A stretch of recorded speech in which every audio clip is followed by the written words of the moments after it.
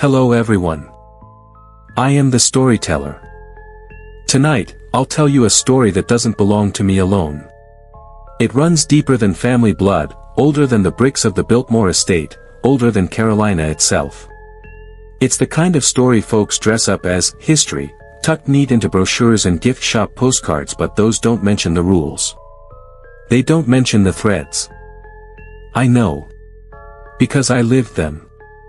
It began when hard times left me desperate, and desperation led me to Asheville, where the great stone house rises like a cathedral against the mountains. They told me it was just a job. Nights in the empty halls, easy money, nothing to worry over. But I should have known better. That place has a way of remembering everyone who steps inside. So listen close. Hear the creak of the old beams, the sigh of the glass in its frames, the faint hum of something weaving through the dark. This is not folklore. Not rumor. Not ghost story. This is a warning. And whatever you doubt, the mirrors start to shimmer and speak. Don't answer. Don't break the pattern. Because once she notices you, there's no unthreading yourself from her loom. After I got laid off from the distribution warehouse in Fletcher, I wasn't panicking the way you'd think. I had some savings, not much, but enough to float me a couple months if I cut back. My cousin worked landscaping out near Asheville and sent me a screenshot of a job posting. Night security, Biltmore estate. Good pay. No experience needed. Must be comfortable working alone. I figured it was a fluke. The Biltmore's the biggest private house in America, practically a castle in the mountains. You'd think they'd have a polished private security company, not some dude scrolling job boards. But the listing was bare bones, just a phone number and an email. I sent my info on a Thursday afternoon. By Friday morning, I had an offer. No interview, no drug test, nothing. Just a call. Report to the estate service entrance Monday at 5 p.m. Ask for Mr. Dawes. He'll give you the guidelines. That word guidelines stuck with me. The first thing you notice driving up to the Biltmore at dusk is how the air feels wrong. It's not just the size of the place, though it looms like something torn out of Europe and dropped in the Blue Ridge. It's the way the forest hushes as you pass under the iron gates, like the crickets and cicadas agreed to stop so you can hear your own breathing. I had to circle around to the staff entrance, no grand front lawn for us. The service road dipped into shadow, lined with pines pressing in on both sides. My headlights caught glimpses of crumbling stone walls half swallowed by vines. By the time I reached the checkpoint hut, I was already second-guessing. Inside the hut, a man sat behind a desk with a stack of papers. Thin, gray hair slicked back. Suit that might have been black once but had gone to charcoal with years of wear. His eyes had the same dull sheen as old marbles. "You're the new one," he said. "Name?" I gave it. "Good. You'll be under me. I'm Dawes. Don't call me sir, don't call me boss. Just Dawes." He slid a manila envelope across the desk. "Inside you'll find the guidelines. Don't deviate. You'll be tempted to, but don't." I opened it right there. Typed sheet, numbered rules. 10 of them. The guidelines. 1. Never enter the tapestry gallery after midnight. If you hear movement behind the ropes, keep walking. 2. The mirrors in the guest bedrooms must stay covered after dusk. If a covering falls, do not look into the glass. Call Dawes. 3. If you hear footsteps in the service tunnels, step aside and face the wall until they pass. Do not turn around. 4. In the library, never touch the red-bound book on the third shelf, far right. If it's lying open, close it carefully and leave. 5. Always carry your radio. If you hear static followed by weaving sounds like thread pulled tight, do not respond. 6. The reflecting pool behind the conservatory is off limits after dark. If you see ripples, walk the other way. 7. Keep your watch set to exact time. Check it against the grandfather clock in the main hall. If your watch ever shows a different hour, leave immediately. 8. If you find a spool of thread on the floor, do not pick it up. Step over it. 9. At dawn, make sure the loom in the basement room is empty. If you find cloth still being worked, burn it before leaving. 10. Above all else, do not disrupt the weaver. Half of those are nonsense, I said, trying to play it cool. Tradition. Hazing the new guy, right? Dawes didn't smile. He leaned forward, and I swear the light in the hut dimmed just enough that I saw deep lines etched in his face. You'll learn, he said. My first night was slow. Dawes paired me with a radio, a flashlight, and a map of patrol routes. The Biltmore at night is a different beast than during the day. The tourists never see the narrow brick tunnel snaking under the estate, the boiler rooms, the cramped servant halls with ceilings low enough to scrape your head. Those are the places I walked. The silence pressed heavy. Every turn felt like the house was listening. I kept running the rules over in my head. Mirrors, threads, footsteps, looms. Stuff that sounded closer to superstition than security. Still, when I passed the guest bedrooms and saw sheets pinned over the antique mirrors, I didn't touch them. When I stepped through the tapestry gallery and thought I heard something like cloth shifting behind me, I walked faster without looking. By 2 a.m., I was in the service tunnels. Damp bricks, old pipes hissing. My flashlight beam shook with my hand. Then I heard it, footsteps behind me. Not rushing. Not sneaking. Just steady, echoing mine. I froze. The guideline came back, step aside and face the wall. So I did. Pressed my palms against the rough brick. Heart hammering in my throat. The footsteps drew closer, then passed right behind me. Heavy. Unmistakably human. But the air that swept past was colder than the tunnel should have been. I didn't look. God help me, I wanted to. My muscles screamed to twist and see who or what was there. But I stayed. The steps faded ahead, swallowed by the dark. When I finally turned, nothing. Just the tunnel stretching empty. I almost laughed, but it came out ragged. At 4 a.m., I circled back through the basement storage. That's when I saw it, a wooden loom, old as the house itself, tucked into a low room.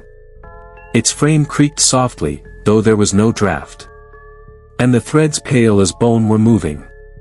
Weaving themselves. I shined the flashlight, but the beams seemed to warp, refusing to catch the pattern. I thought about Rule 9, at dawn, make sure the loom is empty. If you find cloth still being worked, burn it before leaving.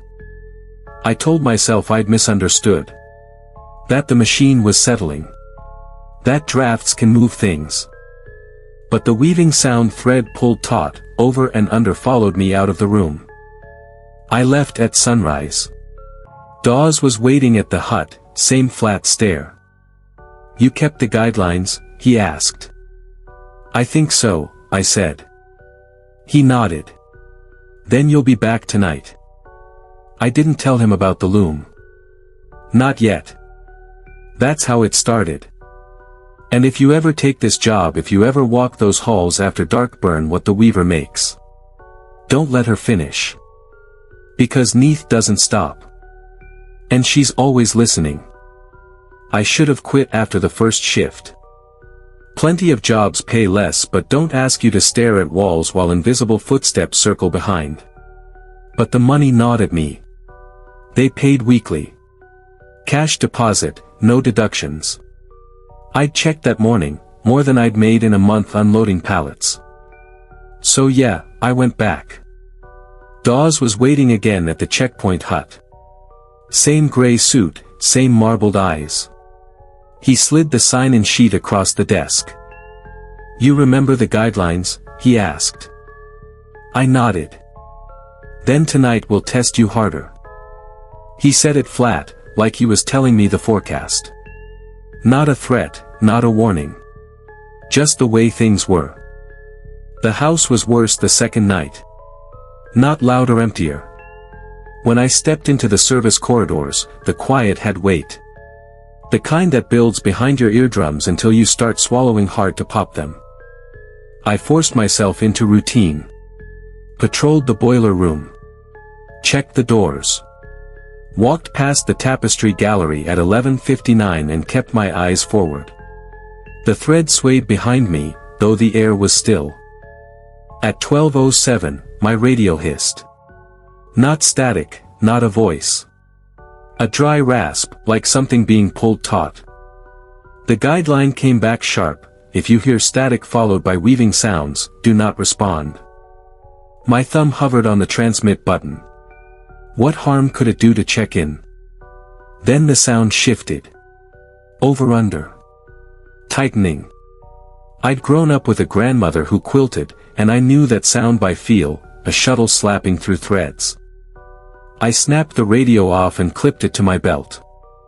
2 a.m. found me in the guest wing. The mirrors loomed covered in muslin, draped like bodies in shrouds. My flashlight beam cut across one door where the sheet had slipped. Just enough to expose the gilt frame, just enough for glass to glint inside. I told myself it was nothing. A draft, a nail giving way. But I couldn't shake the feeling the mirror wanted me to look. I moved to tack the sheet back up. My fingertips brushed the fabric. And that's when the glass whispered. Not words. Not even a voice. Just movement. Like silk rubbing together inside the frame. I jerked my hand back, heart pounding. The guideline: if a covering falls, do not look into the glass. Call Dawes. I didn't call. My phone had no signal this deep, and I wasn't about to breathe into the radio with that sound waiting on the other end. So I did the only thing I could: I kept walking. Left the sheet half-draped, mirror exposed, refusing to give it my eyes. At 3:30, I made the mistake of taking a shortcut through the service tunnel. I thought I knew the route by now. But somewhere between the boiler room and the laundry shaft, the air changed. Heavy. Smelling faintly of oil and something older. Like sun-baked stone. That's when I heard it, footsteps again. I froze. Pressed myself against the wall like last time. The steps drew closer. Slow. Deliberate. And then they stopped. Right behind me. The bricks were damp beneath my palms. My throat clenched so tight I couldn't breathe. I waited for the cold air to pass. For the steps to resume. But nothing moved. I told myself to stay put. That the rule didn't say how long. Just until they pass. My calves trembled. Sweat rolled down my temple. Minutes dragged. And then so soft I almost missed it thread brushing skin. Over. Under. Tightening. The loom sound, but closer. Behind me. I wanted to turn. God help me, I needed to. The urge roared in my skull, a scream pressing against my teeth. Then my watch beeped. 3:33 a.m. The steps resumed. Not away. Forward. Past me, into the dark. The air shifted, cooler again. My lungs unlocked. When I finally dared turn, the tunnel stretched empty, but the stone wall bore fresh marks, faint scratches in straight, parallel lines. A weave, etched into the brick itself. I stumbled back to the hut at dawn, legs shaking. Dawes was waiting, sipping black coffee from a porcelain cup. Not a paper one, porcelain. He studied me like a man checking livestock. You made it, he said. I heard it, I whispered before I could stop myself. The weaving. Dawes set the cup down. Then you know they're not suggestions. I swallowed hard. What is it? For the first time, something flickered behind his eyes. Not warmth, not pity, recognition. The weaver, he said. Older than this house. Older than the mountains. Biltmore was built on her pattern. We just keep the threads in place. I wanted to ask more, but Dawes stood, smoothed his suit, and opened the door. Go home. Sleep. And come back tonight. I should have quit then. But when I checked my account, the deposit was already there. And that night, curiosity had its hooks in me. The weaver wasn't just superstition. She was real. And she was waiting. I didn't sleep much after the second night. Every time I closed my eyes, I heard it again, the hiss of the radio breaking into that tight pull of thread, over and under. Once, I woke with the sheet tangled around my arms and chest like something had been weaving me in my sleep. But money's a hell of a motivator. And curiosity's worse. So I went back. This time, Dawes didn't meet me in the checkpoint hut.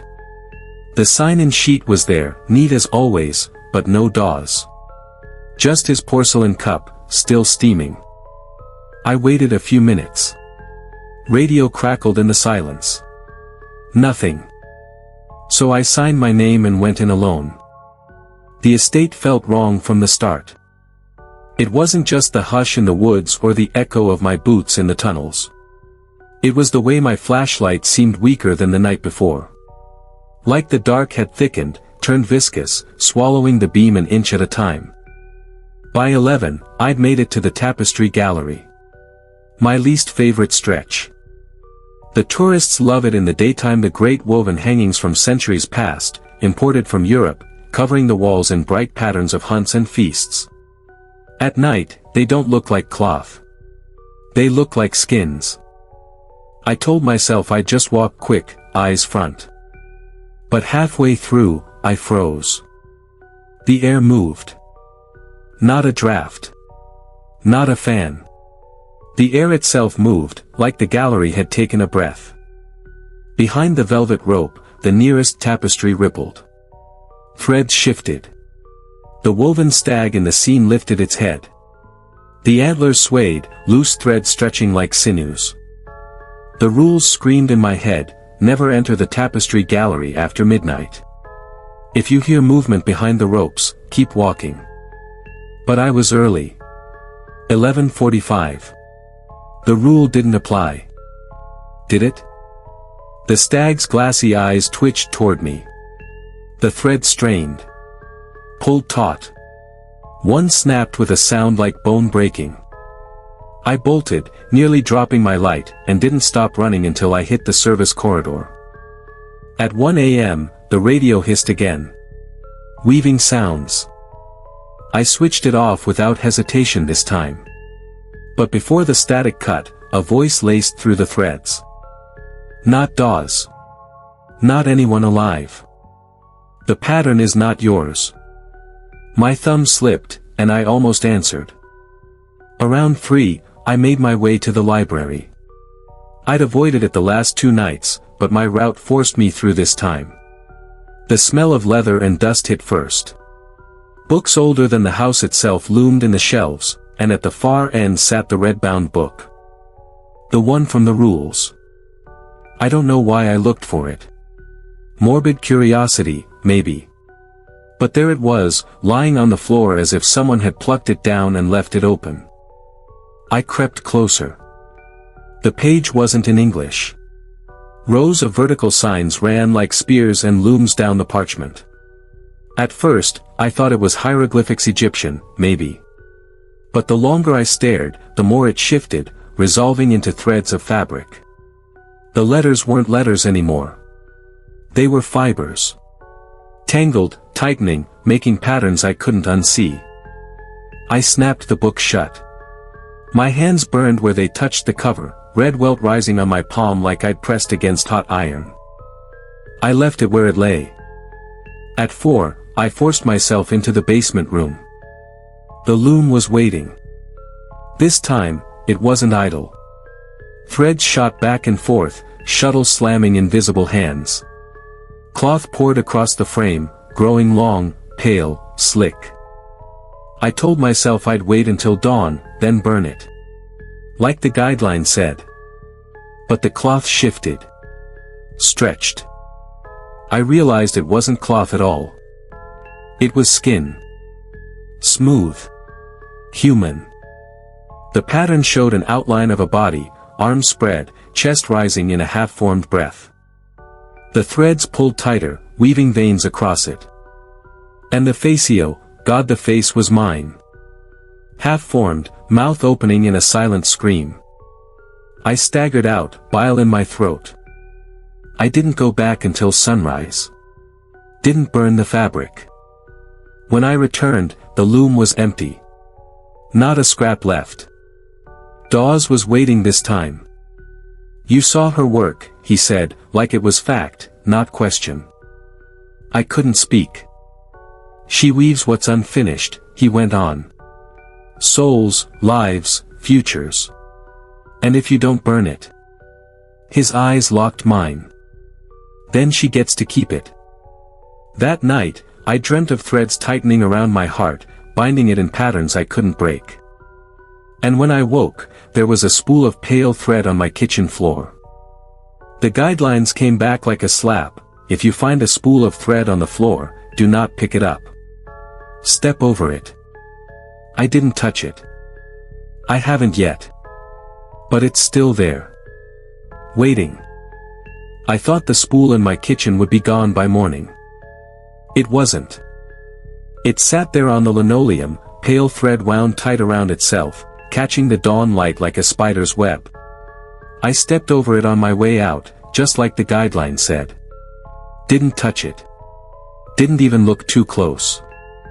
But the whole drive back to Biltmore, I swore I felt a tug on my chest.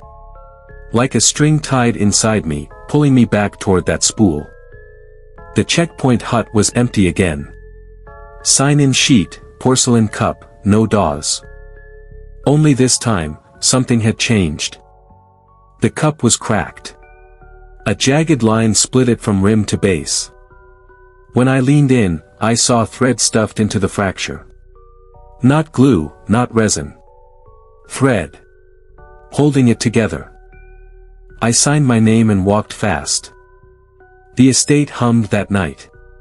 Not like machinery. Not like pipes. Like insects in the walls, millions of them. A faint buzzing, rising and falling, in rhythm with my heartbeat. At 12:17, I reached the grand dining hall. The chandeliers were shrouded, but I could see strands dangling past the cloth thin as hair, swaying though no breeze moved. The guideline echoed, do not touch what hangs from the ceiling. Do not look up if it brushes your skin. I kept my eyes down, boots clicking too loud on marble.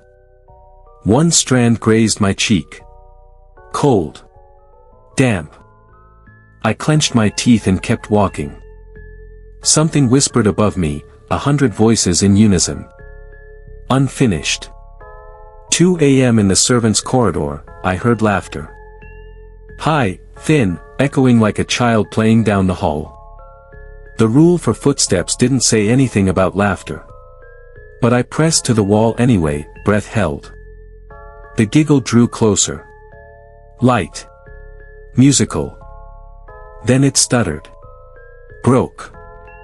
Threads unraveling. The giggle became a scream. A spool rolled past my boot, clattering along the floor. It spun until it rested at my toes.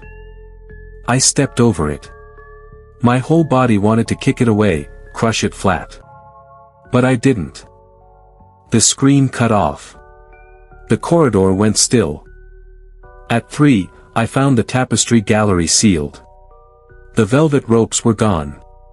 Just bare stanchions, and the hangings exposed. They moved in unison. Not rippling, not sagging. Breathing. The hunting scenes warped. Woven knights bent, threads snapping as their horses melted into the background. One by one, they turned their woven faces toward me. I shut my eyes. Kept walking. But the sound followed, thread tightening, loosening, knotting. Like the whole house was sewing itself shut around me. By 4:30, I was shaking too hard to keep my light steady. That's when I saw it. Not the weaver herself, not yet. But her hand. Just a hand, pale as bone, fingers tipped with golden thimbles. It slid through the half-finished cloth on the basement loom. Threads clung to it, stretching from palm to wrist. The hand reached out. Slow. Patient. I stumbled back. My boot caught on something. A spool. It tipped, unwound. The thread raced across the floor toward the loom, like it was being pulled. The hand withdrew, dragging the line with it, vanishing back into the cloth. I didn't wait. I ran. Dawes was at the checkpoint when I burst out. He didn't look surprised. "You saw her hand," he said. I couldn't answer. My chest heaved too hard. "You didn't touch, though." I shook my head. "Good." He smoothed his suit sleeve, as calm as if we were discussing payroll. "You're not ready yet." Then he gave me a thin smile. "But you're being woven all the same." When I got home, the spool was still there on my kitchen floor. Only now it wasn't alone.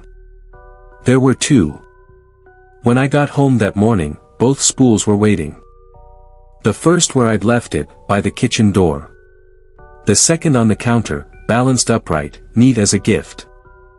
I didn't touch them. Stepped around, brushed my teeth, climbed into bed. But no matter how I turned, I felt thread around my wrists, my ankles, tying me in place. I slept in bursts. Woke to the sound of weaving. Each time I swore it was coming from inside the walls. When I finally dragged myself up, the spools were gone. No note. No sign. Just the faint smell of cedar, like a chest full of mothballs had been opened in the room. That evening, I drove back to Biltmore. The woods pressed closer than usual. Trees nodded overhead, branches tangled like fingers. My headlights caught pale lines stretched between them. Not spiderwebs. Too thick, too uniform. Threads. I pushed the gas, eyes locked on the road. Didn't stop until the estate gates swallowed me. The hut was empty again. Dawes' porcelain cup still sat cracked on the desk, but tonight it was full. Not coffee. Something thicker. Dark red. I didn't smell it. Didn't want to. Signed in and hurried on. By midnight, I was back in the tapestry gallery. The ropes had returned, but the hangings were worse. One showed a banquet, men drinking, women raising cups. Only now, the cups overflowed. The wine streamed down the tapestry, staining the floor in crimson puddles. I knelt to touch it. Just carpet. Dry. But when I straightened, every woven face was staring at me. Eyes black as knots, mouth sewn shut. I ran. At 1:30, the radio sparked. Not static this time. Clearer. "That you shouldn't be here." The voice was mine. I froze, thumb on the switch. "That she's weaving you in. Strand by strand. You'll be cloth before long." My chest tightened. I killed the radio. For the first time, I wondered if I'd already gone mad. At 3, I found another spool in the boiler room. Balanced on a pipe, thread unraveling down the wall. This one was moving. The thread stretched along the floor, pulling itself like a snake toward the nearest shadow. I wanted to crush it. Wanted to stamp until wood splintered and fiber scattered.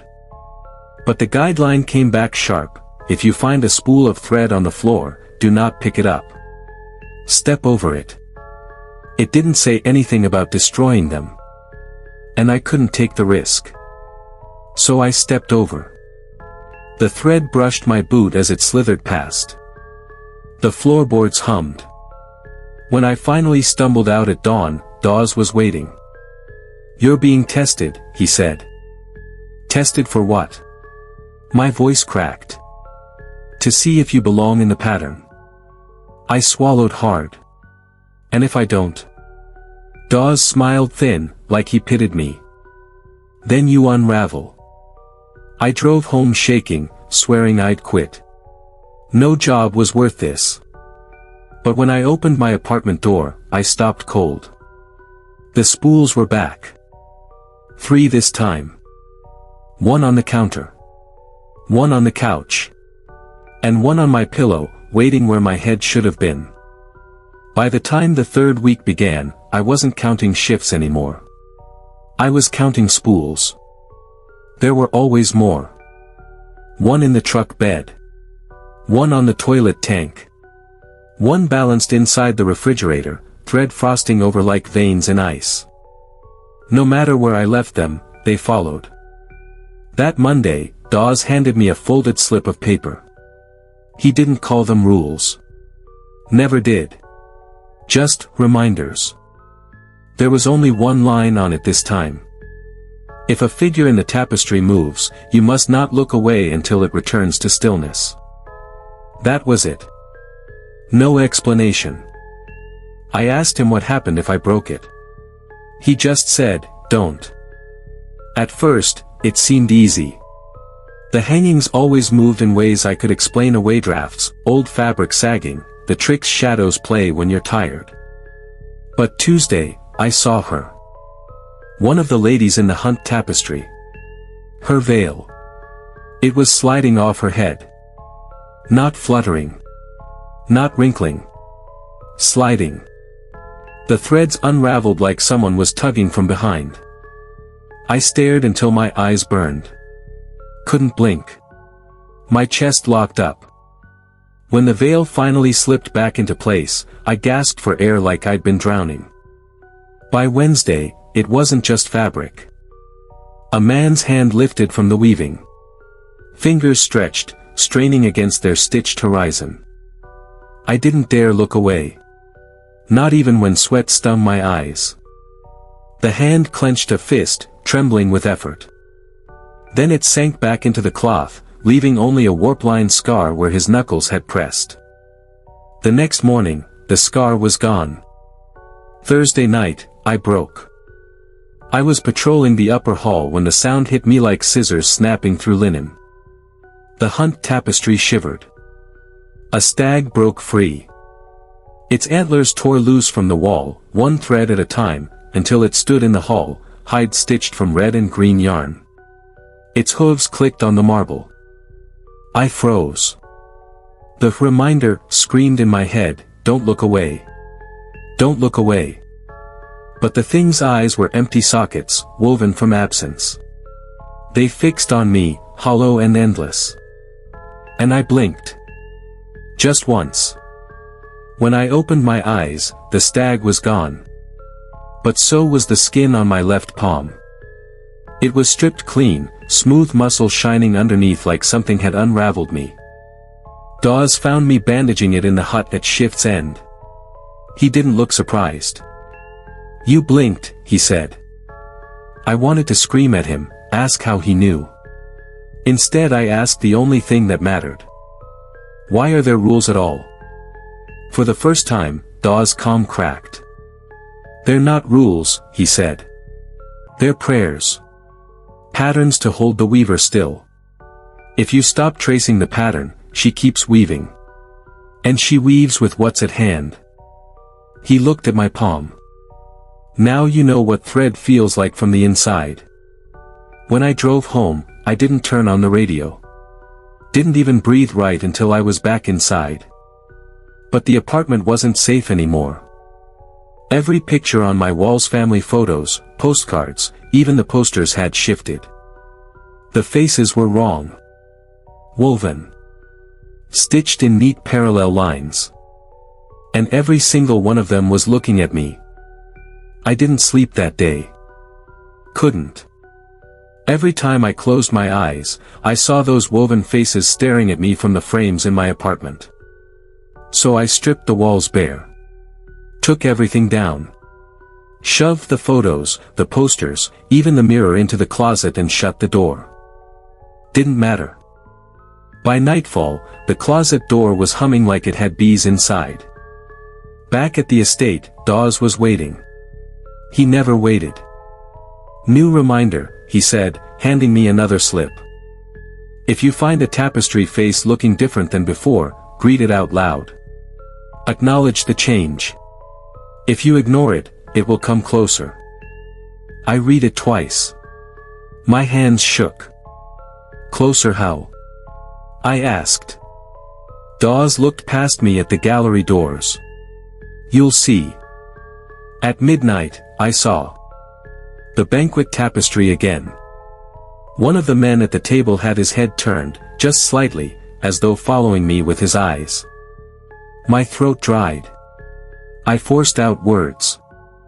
"Evening." The head snapped back to its stitched position. The whole tapestry rustled like fabric catching wind. I stumbled back, heart hammering. 2 hours later, it happened again. This time in the hunt scene. A hound with its muzzle torn open. The eyes followed me. I croaked, "Good dog." The hound stilled. But something warm brushed my ankle, wet and heavy, like a tongue. When I looked down, nothing was there. By dawn, I'd greeted 7 faces. Each time, I felt them testing me. Listening. Learning my voice. That morning, Dawes lingered. He asked to see my palm. I unwrapped the bandage. The skin had returned overnight but wrong. It wasn't skin anymore. The surface was faintly ribbed, like cloth. Like warp and weft. "Keep speaking to them," Dawes said quietly. "It keeps them from taking more." I asked him how long he'd been here. He didn't answer. At home, I found the closet door open. I hadn't touched it. Inside, every photo was on the floor. Not photographs anymore. Tapestries. Tiny, frayed, hand-woven copies of the originals. Each one stared. Each one waited. And as I shut the door, I swore I heard a woman humming. Not in the closet. Not in the apartment. In the walls. By the 4th night of that week, the humming had followed me to work. It threaded through the hallways, soft and steady, like someone spinning wool just out of sight.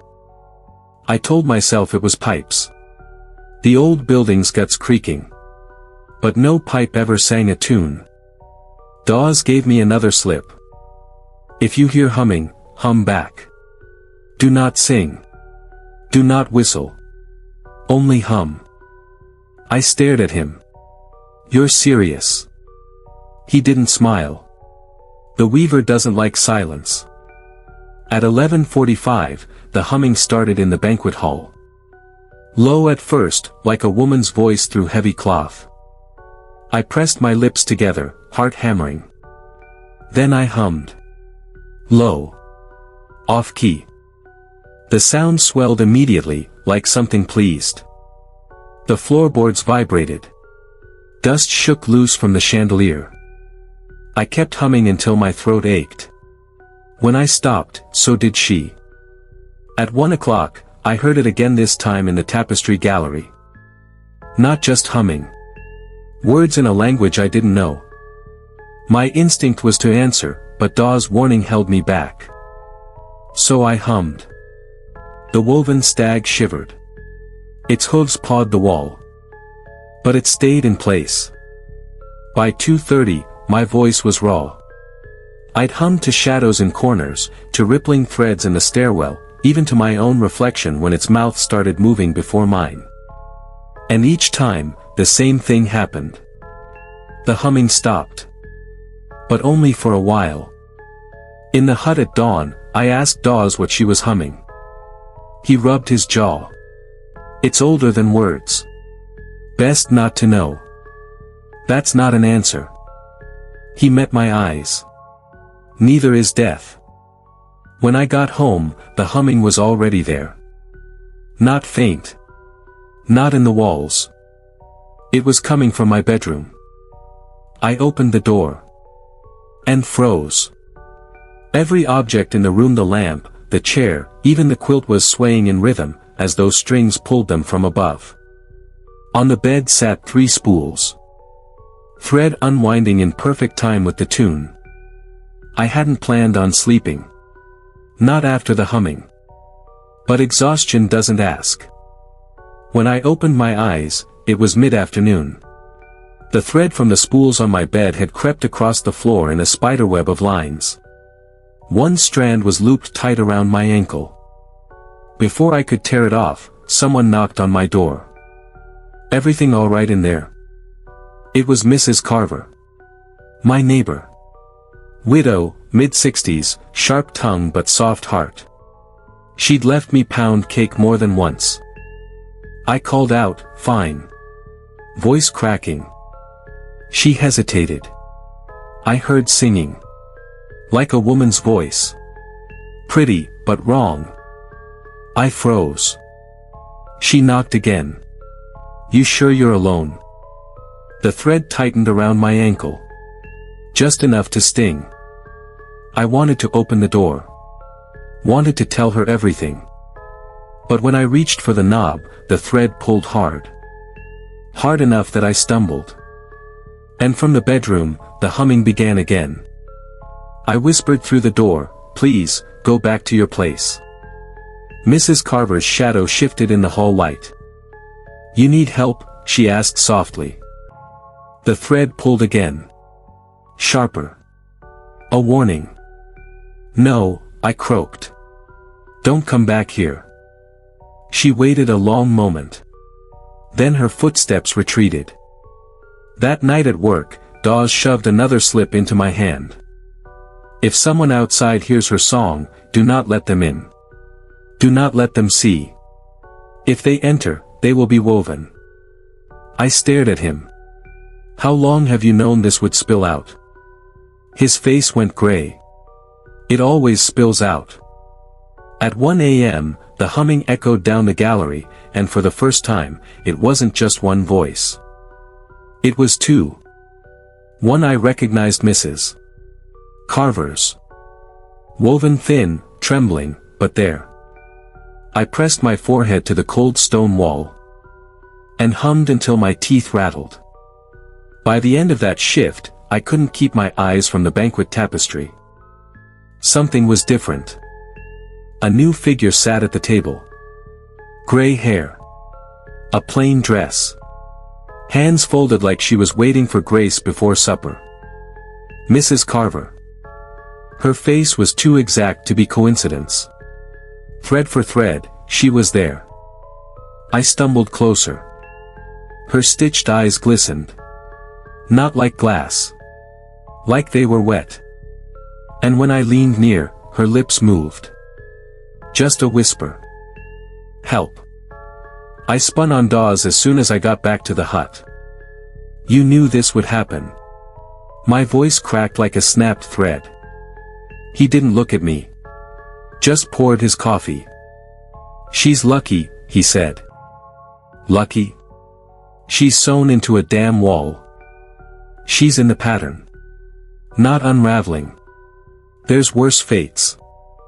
I slammed my bandaged palm on the desk. "Tell me how to fix it." Dawes looked up, and for the first time I saw something like pity in his eyes. "You don't fix a pattern," he said.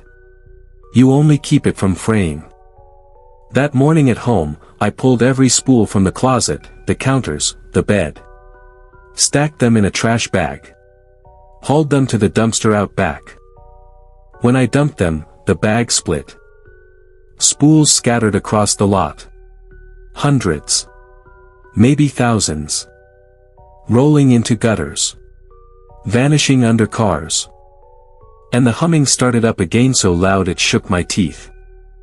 I staggered back upstairs, slammed my door, shoved the couch against it. Didn't matter. By nightfall, every spool was back inside.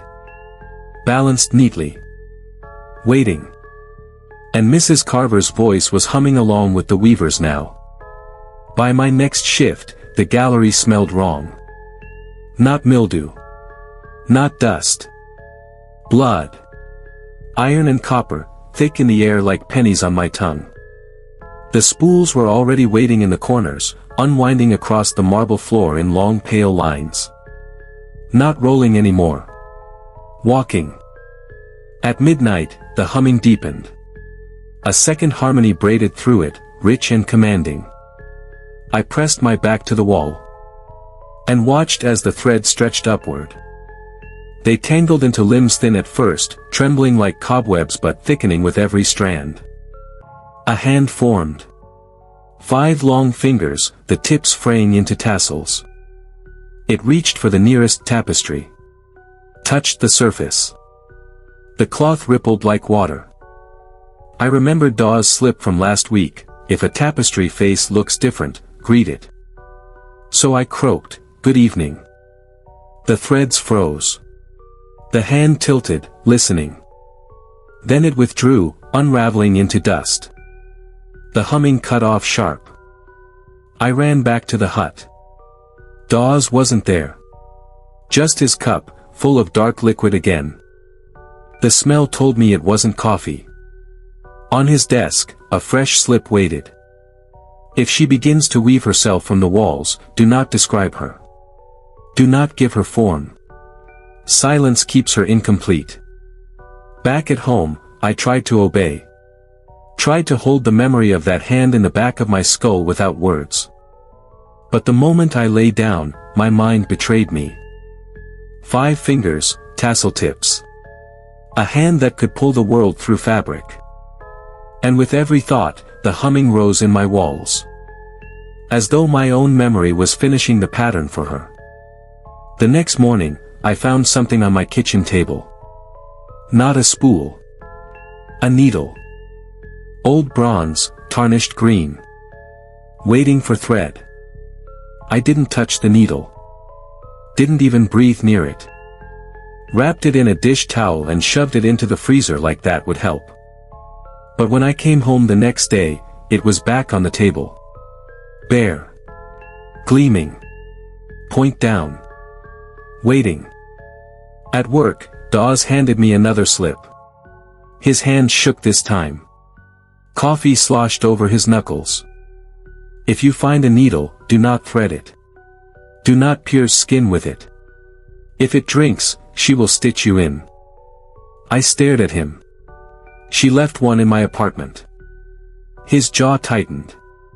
Then she's chosen you. I wanted to laugh. Chosen. Like this was some kind of honor. But the memory of Mrs. Carver's stitched lips burned in my head. Chosen for what? I asked. Dawes looked away. To be fabric. That night, the humming never stopped. It prowled the galleries, swelling and dipping like she was pacing. At one point I found a tapestry split at the seam. Inside, I swear I saw something moving. Not threads, organs. Pulsing, wet. As though the wall itself had veins. I stitched it shut with cord from my belt. My hands shook the whole time. When I tied the last knot, the humming softened like approval. Near dawn, I walked past the banquet scene again. Mrs. Carver was still there. But now she held a bronze needle in her lap. Her woven eyes lifted. And though no sound came from the cloth, I heard her voice in my skull as clear as if she stood beside me. It's sharp. It's waiting for you. Back home, I didn't bother checking the table. I could feel it waiting in the apartment. The freezer hummed louder than the weaver herself. Dawes wasn't the only night man that week. They'd hired a temp. Young, cocky, the kind who smirked at rules on paper. Name was Tucker. He lasted 3 nights. I found him in the gallery at 2 a.m., crouched on the floor, grinning like he'd pulled a coin from behind a kid's ear. In his hand was a bronze needle. Not mine, another one. I think I found the source, he said. Old lady's sewing kit or something. Drop it. My voice cracked. He twirled it between his fingers. It's just a needle, man. What's the worst it can? The point nicked his thumb. A single drop of blood welled up. The needle drank it. The blood vanished, pulled inside the metal like ink into paper. Tucker blinked. Tried to laugh it off. Then his shirt tightened across his chest. Not fabric anymore. Thread. Unraveling across his ribs in fast, sharp lines. He screamed as his own skin began to stitch itself into patterns. Spools clattered from the walls, rolling toward him, feeding the weave. By the time I got Dawes, it was too late. The banquet tapestry had a new guest. Tucker sat at the table beside Mrs. Carver, half-smile frozen in thread. Back in the hut, I slammed the latest slip on the desk. "If it drinks, she will stitch you in." I shouted at Dawes. "Why bring anyone else here? You knew this would happen." His hands shook as he poured another cup. "She always asks for more hands." At home, I didn't check the table. Didn't have to. The freezer door was wide open. The dish towel was gone. The needle was waiting on my pillow. I didn't touch the needle. Swore I wouldn't. But when I woke the next afternoon, my fingers were sore. Raw at the tips. I looked down and nearly threw up. Thin bronze splinters had lodged under every fingernail. Not shard stitches. As if I'd been sewing in my sleep. At the estate, Dawes didn't even hand me a slip this time. Just muttered, "She's got hold of you." I snapped. Then cut me loose. He shook his head. "You don't cut a thread without unraveling the cloth." That night, the humming grew so loud it drowned out my own thoughts. I pressed my palms to my ears, but that only made it worse. Because the sound wasn't outside. It was in my bloodstream. Each pulse of my heart carried the tune, thumping it through my veins. And when I looked at my arm, I saw it. Thread. Faint and pale, just under the skin, weaving along my veins. Around 3 a.m., I checked the banquet hall. Mrs. Carver's stitched head turned toward me. And her voice filled my skull again. "You're almost ready. She needs a tailor." I stumbled back, clutching my arms, shaking my head. "No. Not me. Not." The bronze needle fell out of my sleeve. Clinked onto the floor. Rolled toward the tapestry. And the humming swelled in approval. At dawn, Dawes found me sitting on the hut floor, staring at my hands. The bronze stitches under my nails gleamed like tiny teeth. He didn't ask what happened. Just pushed a slip across the desk. "Do not sew for her. If you begin a pattern, you will never stop." At home, I taped my fingers together. Wrapped them in duct tape until they couldn't move. But the humming only grew louder. And in my sleep, I dreamed of my hands moving anyway. Weaving. Not cloth. People. The duct tape didn't hold. By the second night, the glue melted from the sweat, and I woke to find strips of silver peeled back on the sheets. My fingers flexed on their own, twitching like something was pulling the strings. When I got to the estate, Dawes slid another slip toward me. This one was trembling in his hand. "Do not sew the dead. If a body lies before you, turn away. Her patterns are not ours to mend." I stared at him, waiting for an explanation. He just clenched his jaw and looked out the window toward the tree line, as if he was listening for something. Later, I was walking the south path when I found it. A sparrow, small and broken, sprawled on the gravel. Its neck bent wrong, feathers ragged. Before I could think, my knees hit the ground. My hands moved.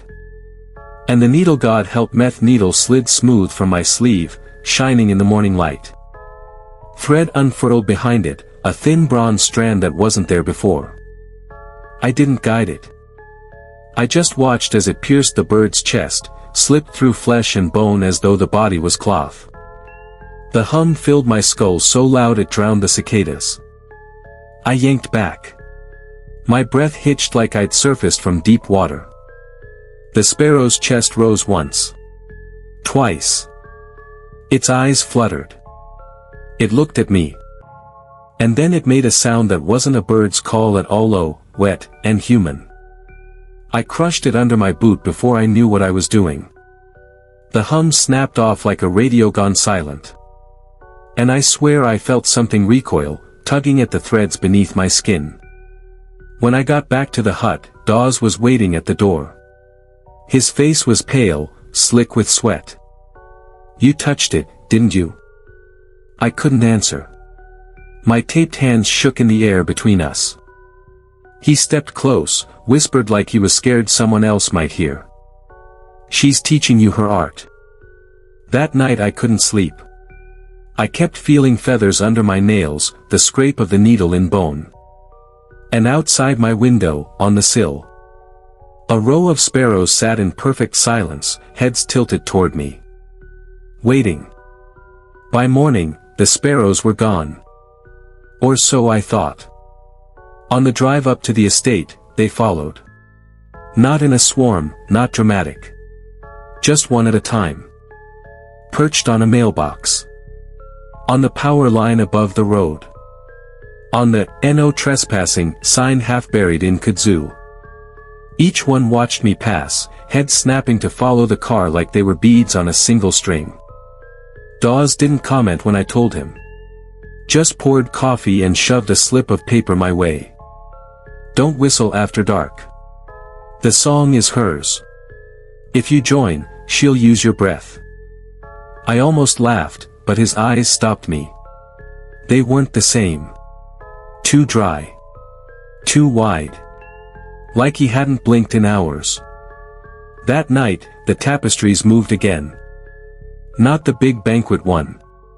The smaller ones, portraits of George and Edith Vanderbilt in woven thread.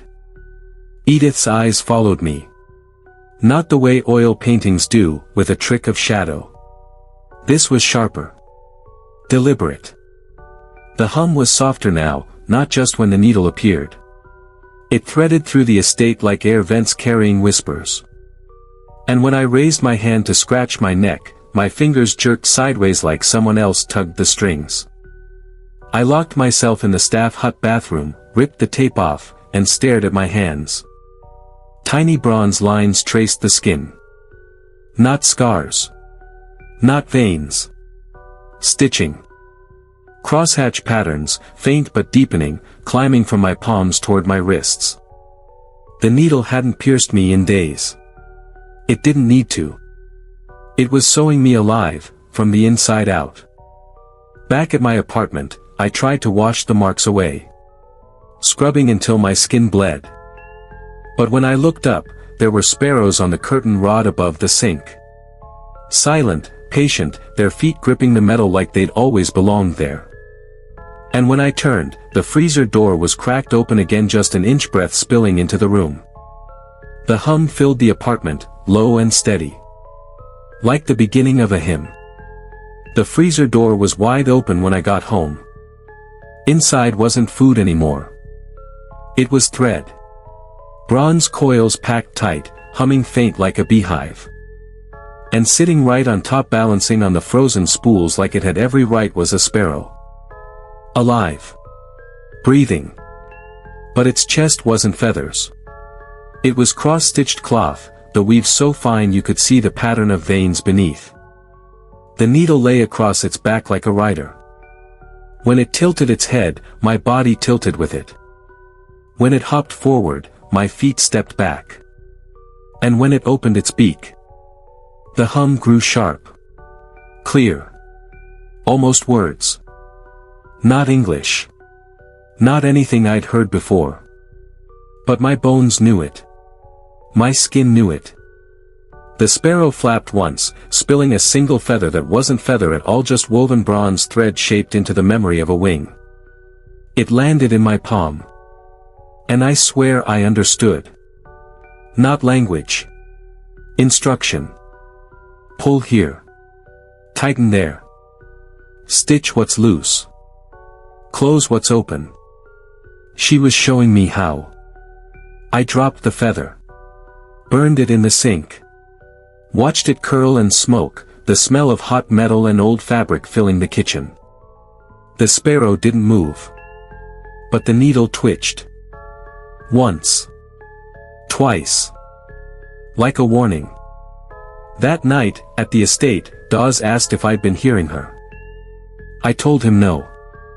He didn't believe me. His eyes flicked down to my wrists where the bronze stitching had crept higher. "She's chosen you," he whispered. Then, softer, almost ashamed. "She never chose me." When I left the hut, I found sparrows lining the path, shoulder to shoulder on the gravel. Waiting. Not for Dawes. For me. The sparrows scattered when Dawes stepped outside. He watched them vanish into the trees, his jaw tight. His hands shoved deep in his coat like he was keeping them from doing something violent. "She listens to you," he muttered. I tried to laugh it off. "They're just birds." But Dawes spun on me, quick and sharp, and his eyes weren't tired anymore. They were wet and furious, bloodshot like he hadn't blinked in hours. "She never sent them for me. Not once in 20 years." Back in the hut, he poured whiskey into his coffee instead of cream. Drank it down in one swallow. "You think this is a job?" His voice cracked, low and bitter. "You think these slips mean anything to her?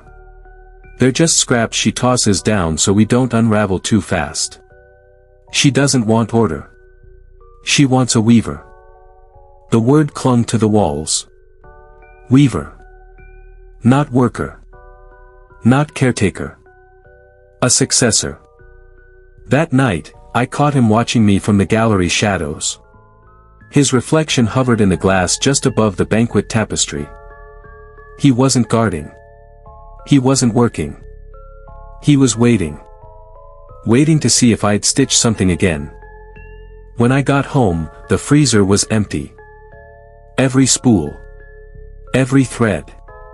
Gone. Only the needle remained, lying in the center of the tray like a blade on an altar. And across my apartment door, scrawled in jagged lines of bronze thread. "She chose you." The hum swelled so loud it made my teeth ache. And I couldn't tell if it was coming from the needle. Or Dawes. I woke to silence. No hum. No birds. No freezer sighing in the corner. Just silence. The needle was gone. At the hut, Dawes looked too calm. Too still. Coffee untouched, slips scattered across the desk like discarded playing cards. I saw the bulge in his coat pocket. The way his fingers twitched near it like he was stroking something alive. "Had a visitor last night," he said, not meeting my eyes. "Guess she changed her mind." He walked me through the halls that night like nothing was wrong. Pointed at the tapestries, gave the same rules he'd recited since day one. But the hum was back, faint and broken like radio static. And it wasn't following me. It was coming from him. We passed the banquet hall. The tapestry figures were sharper now, lines too crisp, eyes too wide. Tucker was still there, stitched at the table, grin frozen forever. But Dawes paused. His breathing hitched. One by one, the woven heads turned toward him. Not me. Him. His pocket bulged, thread slipping through the seam. Bronze, bright as fire, curling around his wrist like it was binding him. He clawed at it, swearing under his breath, but the harder he pulled, the faster it wound. By the time I grabbed his arm, the thread was already inside his skin. He screamed. The sound wasn't human. It was tearing cloth.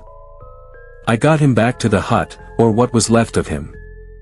His hands were stiff, fingers locked in shapes that weren't his own. The needle sat on the desk between us, clean and humming, like it had never left.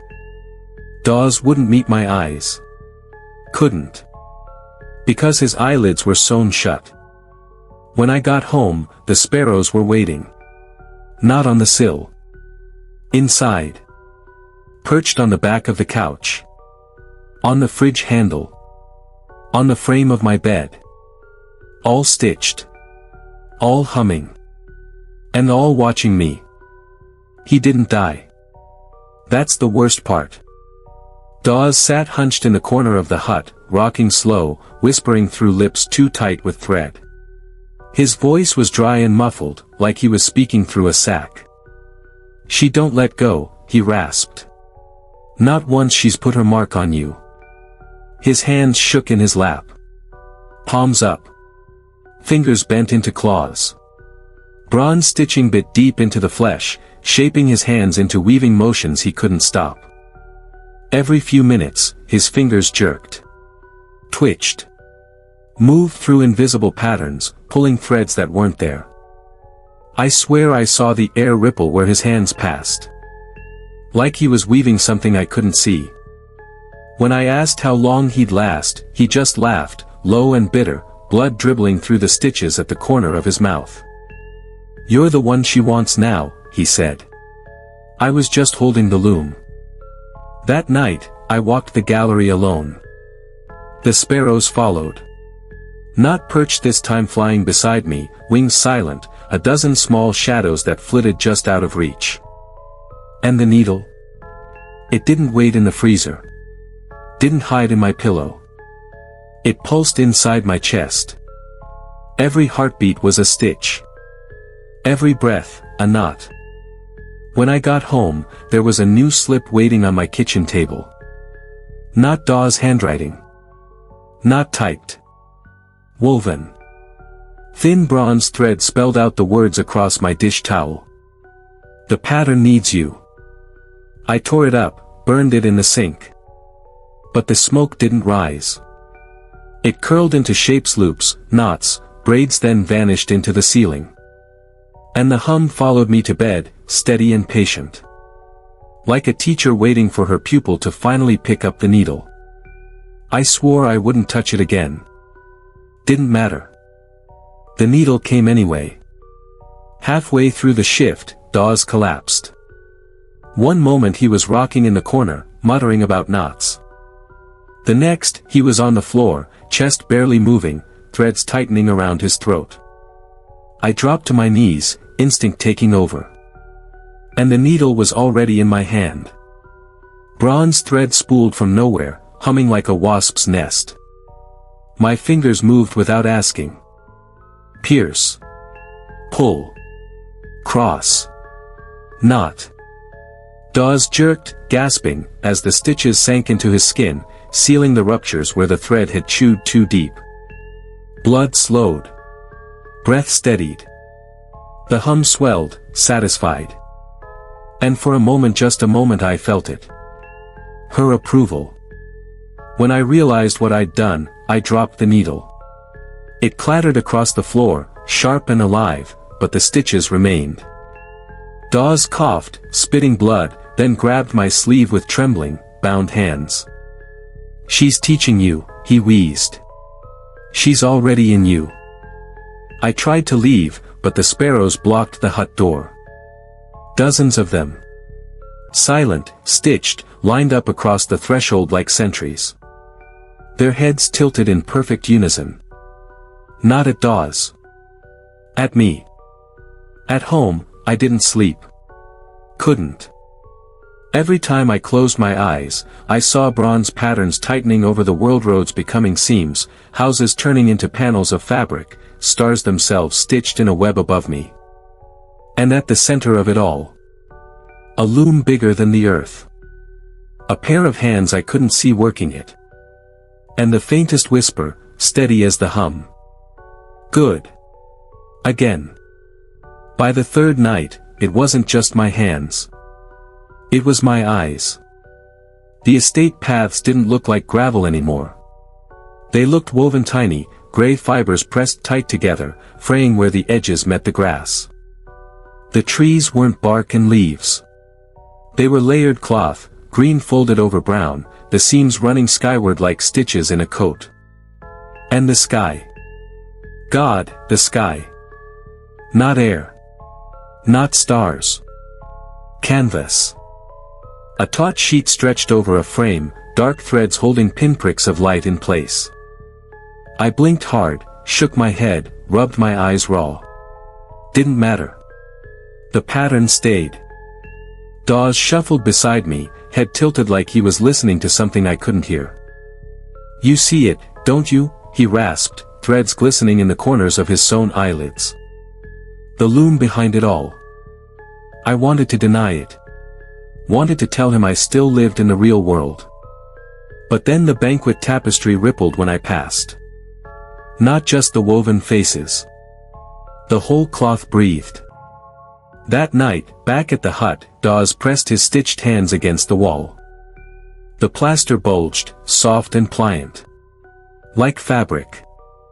He leaned close to me, mouth bleeding around the threads that gagged him. "Soon, you won't be able to tell where she ends and we begin." At home, I tested it. I pressed my palm to the drywall above my bed. And it gave. Soft. Supple. Like stretched cloth ready to be cut. The hum filled my apartment, louder than ever, steady as a heartbeat. And in the walls, I swore I saw something moving. Something behind the fabric. Waiting to be pulled through.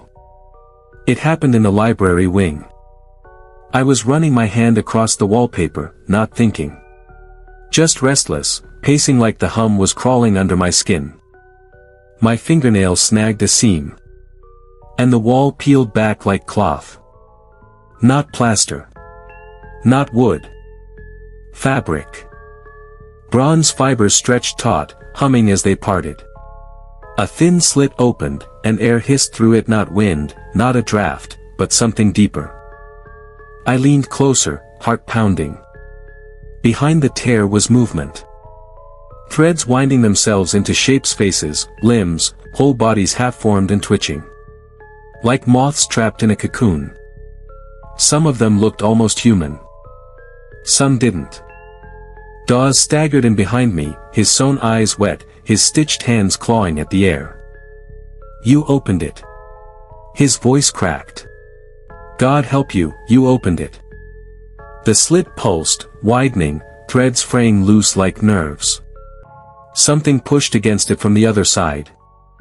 I pressed my palm flat. Hard. The seam sealed shut, snapping tight with a sound like bone breaking. The hum stopped. For a moment.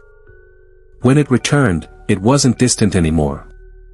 It was in my chest, in my teeth, in the marrow of my bones. And beneath it, words I could finally understand, woven clear as the slip Dawes once gave me. Not yet. But soon. Dawes dropped to his knees, clutching his bound hands against his mouth. "She's already using you," he whispered, threads trembling against his lips. "And when the fabric splits again she'll step through."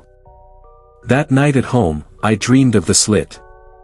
But when I woke, the sheets were frayed around me, bronze threads curling in the dark. And the sparrows sat on my nightstand, beaks open, humming the same 3 words over and over. Not yet. Soon. I thought maybe distance would help. So I drove. Past the gate, past the tourist shops and diners clinging to the estate's shadow, all the way down into Asheville. For a few miles, I almost believed it worked. The air was clear, the hum faint. Then I saw it. The road wasn't asphalt. It was a strip of black fabric, stretched flat, stitched into the earth with pale white seams. The cars weren't machines. They were shapes bound together by threads, headlights dangling like beads, wheels sewn tight with cord. And the people walking the sidewalks? Cloth. Every one of them. Stitched skin, button eyes, joints pulled taut by invisible lines. Some looked frayed at the edges. Some already unraveling. I pulled into a gas station. Tried to steady myself. The clerk behind the counter turned as I entered, his smile too wide, his face too smooth. Then, as I blinked, I saw it, threads tightening across his jaw, tugging his mouth into a grin. The hum swelled. Not in the walls. In him. Not yet, he said, voice thick with static. Soon. I fled back to the car, hands shaking, and caught sight of my reflection in the window.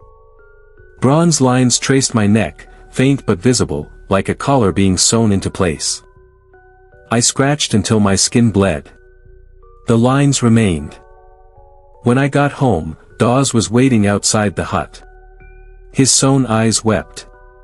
His stitched fingers twitched like a broken puppet's. She's not bound to the estate, he whispered. She's binding everything. And when the sparrows gathered on the roof, their hum filled the night air, not just a whisper now, but a choir. The whole world was singing her song. It happened in the banquet hall. The tapestry was restless that night. The stitched faces twitched in their places, eyes darting between me and Dawes like they were watching a chess game neither of us could see. Then the cloth bulged.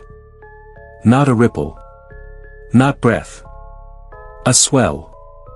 Something pressing against it from the other side. Dawes staggered backward, stitched hands clawing at the air. Don't let it through, he hissed. God help us, don't let it through. The bulge split. Threads popped one by one with sharp, snapping sounds, and a shape pushed out a hand, pale and long-fingered, dripping with loose strands of bronze. Not flesh. Not cloth. Something in between. The fingers curled, searching, tugging at the edge of the tapestry as if to pull the whole thing wide open. Without thinking, I grabbed the needle. It wasn't in my pocket. It wasn't anywhere. But when I reached, it was there. My hands moved fast, pierce, pull, not sewing the tears shut even as the hand writhed against me. The fabric screamed. Not the tapestry. The fabric itself. A sound like 1,000 birds tearing themselves out of the sky. The hand vanished. The cloth went flat. But the room was wrong after. The air hummed. The lights shook. The whole estate felt stretched tight, threads vibrating like a plucked string. And Dawes was sobbing in the corner, blood soaking through the stitches across his eyes. You've touched her, he gasped. You've touched her now. There's no pulling free. That night, at home, I found my bed sheets unraveled. Not cut. Not torn. Unraveled into perfect bronze thread, spooled neatly at the foot of the bed. And on the wall above the spools, written in tight, shimmering stitches. Next time, don't fight. I woke with my jaw clenched so tight I thought my teeth would snap. Something sharp tugged at the corner of my mouth. When I touched it, my fingers came away with a single bronze filament, pulled taut from lip to pillow. I hadn't been sleeping. I'd been sewn down. The sheets were gone, spooled from last night. But during the night, something had stitched the thread straight through my cheek and anchored me to the mattress. The hole was small. A neat puncture. No blood. Just the thread, sinking deeper the more I tugged. I didn't scream. I couldn't. The tension in my jaw made sound impossible. Instead, I reached for the pocket where the needle should have been. And it was there again. Always waiting, like it belonged to me now. I slipped it under the thread, cut clean. The instant I did, the whole estate shuddered though I wasn't inside it. When I looked in the mirror, I saw more punctures. Tiny ones, scattered across my arms, my chest. Thread had been inside me. Not weaving clothes. Weaving me. At work, I cornered Dawes. His stitched eyes turned toward me as if he could still see, and his mouth curled into a knowing smile. She's marking you, he said. Same as she marked me. Each thread is a promise. What promise? I demanded. He raised a trembling hand, touched the dark threads that sealed his eyelids shut. That when the cloth tears open, you'll be part of the design. That night, the punctures itched. When I pressed on them, I felt movement underneath, like something shifting between muscle and bone. Not thread. Needles. Tiny ones. Sewing. I didn't sleep. I just lay there listening to the faint hum of thread tightening through me. And every so often, the whisper from nowhere. Stay still. I'm almost finished. The West Wing was never on the tours. The tourists got their curated version: the banquet hall, the tapestries, the manicured hallways. They never saw the locked corridor with plaster cracked like old skin, where the lights stuttered in rhythm with my pulse. That's where Dawes told me the first tier was hidden. The place where Neith entered. The lock wasn't electronic. Just an old brass keyhole. But when I pressed the needle in, the tumblers shifted as if the door had been waiting for me. The smell hit me first. Not rot. Not mildew. A dry, hot odor, like sun-baked linen and scorched earth. Egypt. It was as if the desert had bled through the mountains of North Carolina. Inside, the hallway sloped down. The wallpaper peeled away in strips, and beneath it wasn't plaster at all, it was cloth. Heavy, ancient weave, stretched taut over the bones of the house. Something had been patched here. Something had been mended. At the bottom of the slope was a chamber no bigger than a chapel. The walls weren't walls at all, but a lattice of interwoven threads, glowing faintly in the dark. They pulsed like veins. And in the center, the tear. A slit in reality itself, stitched shut by dozens of crisscrossing lines, each one trembling as if something pressed from the other side. I reached out. Not to touch it, God no, but just to feel the air. Warm. Moving. Like breath against my fingertips. The punctures in my skin burned, threads rising beneath the surface like worms. The lattice on the walls quivered. And then, the whisper, so clear it vibrated in my teeth. Open. Or I will finish weaving you. I stumbled back, clutching the needle like it could ward her off. But the rules I'd been given, the ones I'd been following so carefully, suddenly felt incomplete. There weren't 6. There were more. Hidden. Waiting to reveal themselves only once you'd been stitched deep enough into her pattern. That night, back in my quarters, I wrote one down myself. Rule 7, do not linger in the West Wing after dark. The threads there don't wait for permission. They sew what they find. I woke to the sound of weaving. Not shuttles, not looms. It was deeper than that, like stone grinding, wood splintering. And when I opened my eyes, my ceiling wasn't plaster anymore. It was thread. The entire room had been overlaid with a fabric so fine it shimmered in the moonlight, stretching across corners and fixtures like a second skin. I couldn't see the stars. Couldn't see the rafters. Just endless weave, tightening. The punctures in my arms throbbed in sync. I reached for the needle, but the second I moved, the threads twitched. Something had been waiting for me to stir. And that's when I realized the weaving had rules too. I froze. Completely still. The weaving slowed. I held my breath. It stopped. A voice, low and close to my ear. Do not move while I work. The words weren't a warning. They were a rule. Hidden, like Dawes had said. One of the real ones, buried under the safe little half-list they handed to new hires. I waited, motionless, as the fabric receded back into the corners, pulling itself into the walls. When I finally exhaled, the air tasted like dust and copper. The punctures didn't hurt anymore. They itched with relief, like the threads inside me had slackened too.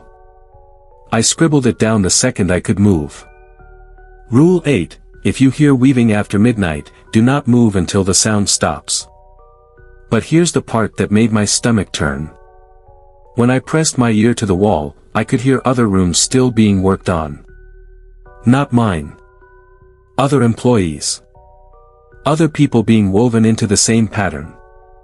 And I knew if I followed the sound long enough it would lead back to the west wing, where the first tear strained against its stitches. That was the night I realized something else. Neith didn't just weave the estate. She wove the people inside it. And sooner or later, still or not, thread or not me body would be just another part of her loom. The morning after the weaving, Dawes slid something across the maintenance table without a word. A book. Bound in cracked leather. Smelled like the West Wing's sun-baked dust and scorched linen. Inside were rows of names written in a cramped hand. Dates. Notes. And next to some of the names, a single word, pattern. "Where did you get this?" I asked. His lips twitched, the stitches at the corners of his mouth creaking like old cloth. "I didn't," he said. "It's been here longer than we have." Each page was a record of someone who'd worked the estate. Groundskeepers, cooks, night guards. All of them had their guidelines. All of them eventually disappeared into the pattern. Some pages were blank except for a single thread sewn straight through the paper, taut as a violin string. When I plucked one gently, the whole room vibrated, like the house itself was listening. At the back of the ledger was a small folded note in Dawes's handwriting. "The rules aren't to protect us. They're to shape us. Each one changes you a little. Each one ties you tighter to her loom. That's why the list keeps growing. That's why you can't stop once you start." I felt my stomach go cold. All this time I'd been following to survive. And every act of obedience had been a stitch. That night, I did my rounds like normal. Counted the doors. Checked the locks. Stayed out of the west wing. But when the weaving started again after midnight, I noticed something new, a faint humming under it. A tune. Low and steady, like a loom song. And over it, words not meant for my ears but threading themselves into my brain anyway. "The obedient cloth lies flat. The disobedient cloth must be cut." I stayed still. Perfectly still. The sound faded. The threads loosened. But I could feel, deep inside, the needle moving again. Not mine. Hers. Rule 9, not written, only felt. Every rule followed is another stitch you don't see until it's too late. I didn't write that one down. Not yet. Because if Dawes was right, writing it was the same as agreeing to it. It started at 2:47 a.m. The loom sound again, but this time louder. It wasn't a background hum anymore, it was a living pulse through the walls, like the entire west wing had become a throat. I sat up, needle in hand, waiting for it to pass so I could stay still and safe. But then, footsteps outside my door. Soft. Dragging. Someone whispering a prayer under their breath. I recognized the voice, Martha from custodial. She was crying, saying my name like a plea. I hissed for her to stop, but she was already clawing at the doorknob. When she pushed in, the air in the room changed. Threads lifted from the floor like fine hairs standing on end. The rules in my head went rigid. Don't move while the weaving happens. Don't open doors after midnight. Don't speak. But she was inside now, keening. A jagged bronze filament was already sunk into her palm. It ran out the door and back toward the west wing like a leash. "I can't," she gasped. "It's pulling me." She fell forward, thread tightening, dragging her toward the wall. I didn't think. I moved. I grabbed the filament and yanked. The sound that tore through the room wasn't human. It was like 1,000 looms slamming shut at once. The thread burned my hand but snapped free. Martha collapsed, gasping. And then the weaving stopped. Silence. Complete silence. Every puncture in my body flared at once. The thread under my skin pulled taut, as if furious. A voice came from the ceiling, low and resonant, vibrating the glass in the window. Cut cloth frays. A hiss. Frayed cloth must be mended. Martha's leash dissolved into dust. She scrambled out of the room without even thanking me. I was left shaking, hand blistered from the burn. I had broken at least 3 rules in a single motion. Nothing had attacked me yet. But I could feel something counting. Not seconds. Stitches. That morning, a new note appeared on the maintenance clipboard in handwriting I didn't recognize. Guideline amendment: do not interfere with another employee's thread. You cannot take what is woven. It wasn't signed. It didn't need to be. This was my first real test, and it didn't kill me. But as I wrote the night's events down in Dawes's ledger, I saw the pages behind mine start to fill on their own. Little diagrams of me, of Martha, of the room like blueprints of a garment being cut and sewn. The pattern updating itself. I closed the book and locked it away, but the words were still moving under my fingers like worms. I couldn't shake it. The way the ledger filled itself. The way the voice hissed about frayed cloth. If I didn't find answers, I'd end up like Dawes, or worse, woven into something bigger than skin and bone. So I went where I wasn't supposed to go, the estate's basement archives. The air down there was different. Not dusty like you'd expect, but dry, like parchment left too long in the sun. Rows of boxes labeled with neat little tags: renovation logs, 1903. Guest records, 1912. Estate correspondence. And then, in the back, no label at all. Just a wooden crate sealed with a wax sigil I didn't recognize. It looked like a loom shuttle crossed with an ankh. I shouldn't have touched it. But I did. Inside were brittle letters wrapped in linen. Not American paper stock linen that had the faintest shimmer of bronze thread running through the weave. The letters weren't written by Vanderbilt heirs. They were written to them. Warnings. From an Egyptologist in 1894. He wrote of an artifact secured from the ruins of Sais, sacred to Neith, describing it as a tear in the world, bound in cloth. The letter warned. The goddess does not create without binding. If the tear is stitched into your walls, the walls themselves will hunger for pattern. Each life inside will be drawn thread by thread into her design. Another letter followed. The cloth will whisper rules to those who live near it. Do not mistake these for protections. They are commands meant to ensure you lie flat upon her loom. The worst part wasn't the letters. It was the bundle of fabric tucked beneath them. A strip of cloth, coarse and old, with symbols embroidered in green thread. The same symbols I'd seen faintly glowing in the West Wing walls. And woven into the edge of the cloth, in thread that looked more like hair than fiber, was a sentence in Greek. The obedient cloth is not spared. It is only finished first. I nearly dropped it. Because at that moment, I heard something moving behind the shelves like fabric sighing against fabric. When I turned, the rows were shifting. The shelves were closing in. Thread stretched between them like spider silk, weaving the archive into a cocoon. I bolted, cloth still in hand, the sound of weaving chasing me up the basement stairs. Back in my room, I stuffed the strip under the mattress. And that night, the weaving didn't stop at the walls. It whispered into my ear, patient and steady. You've stolen a scrap. Scraps must be sewn back. Martha didn't show up for her shift the next night.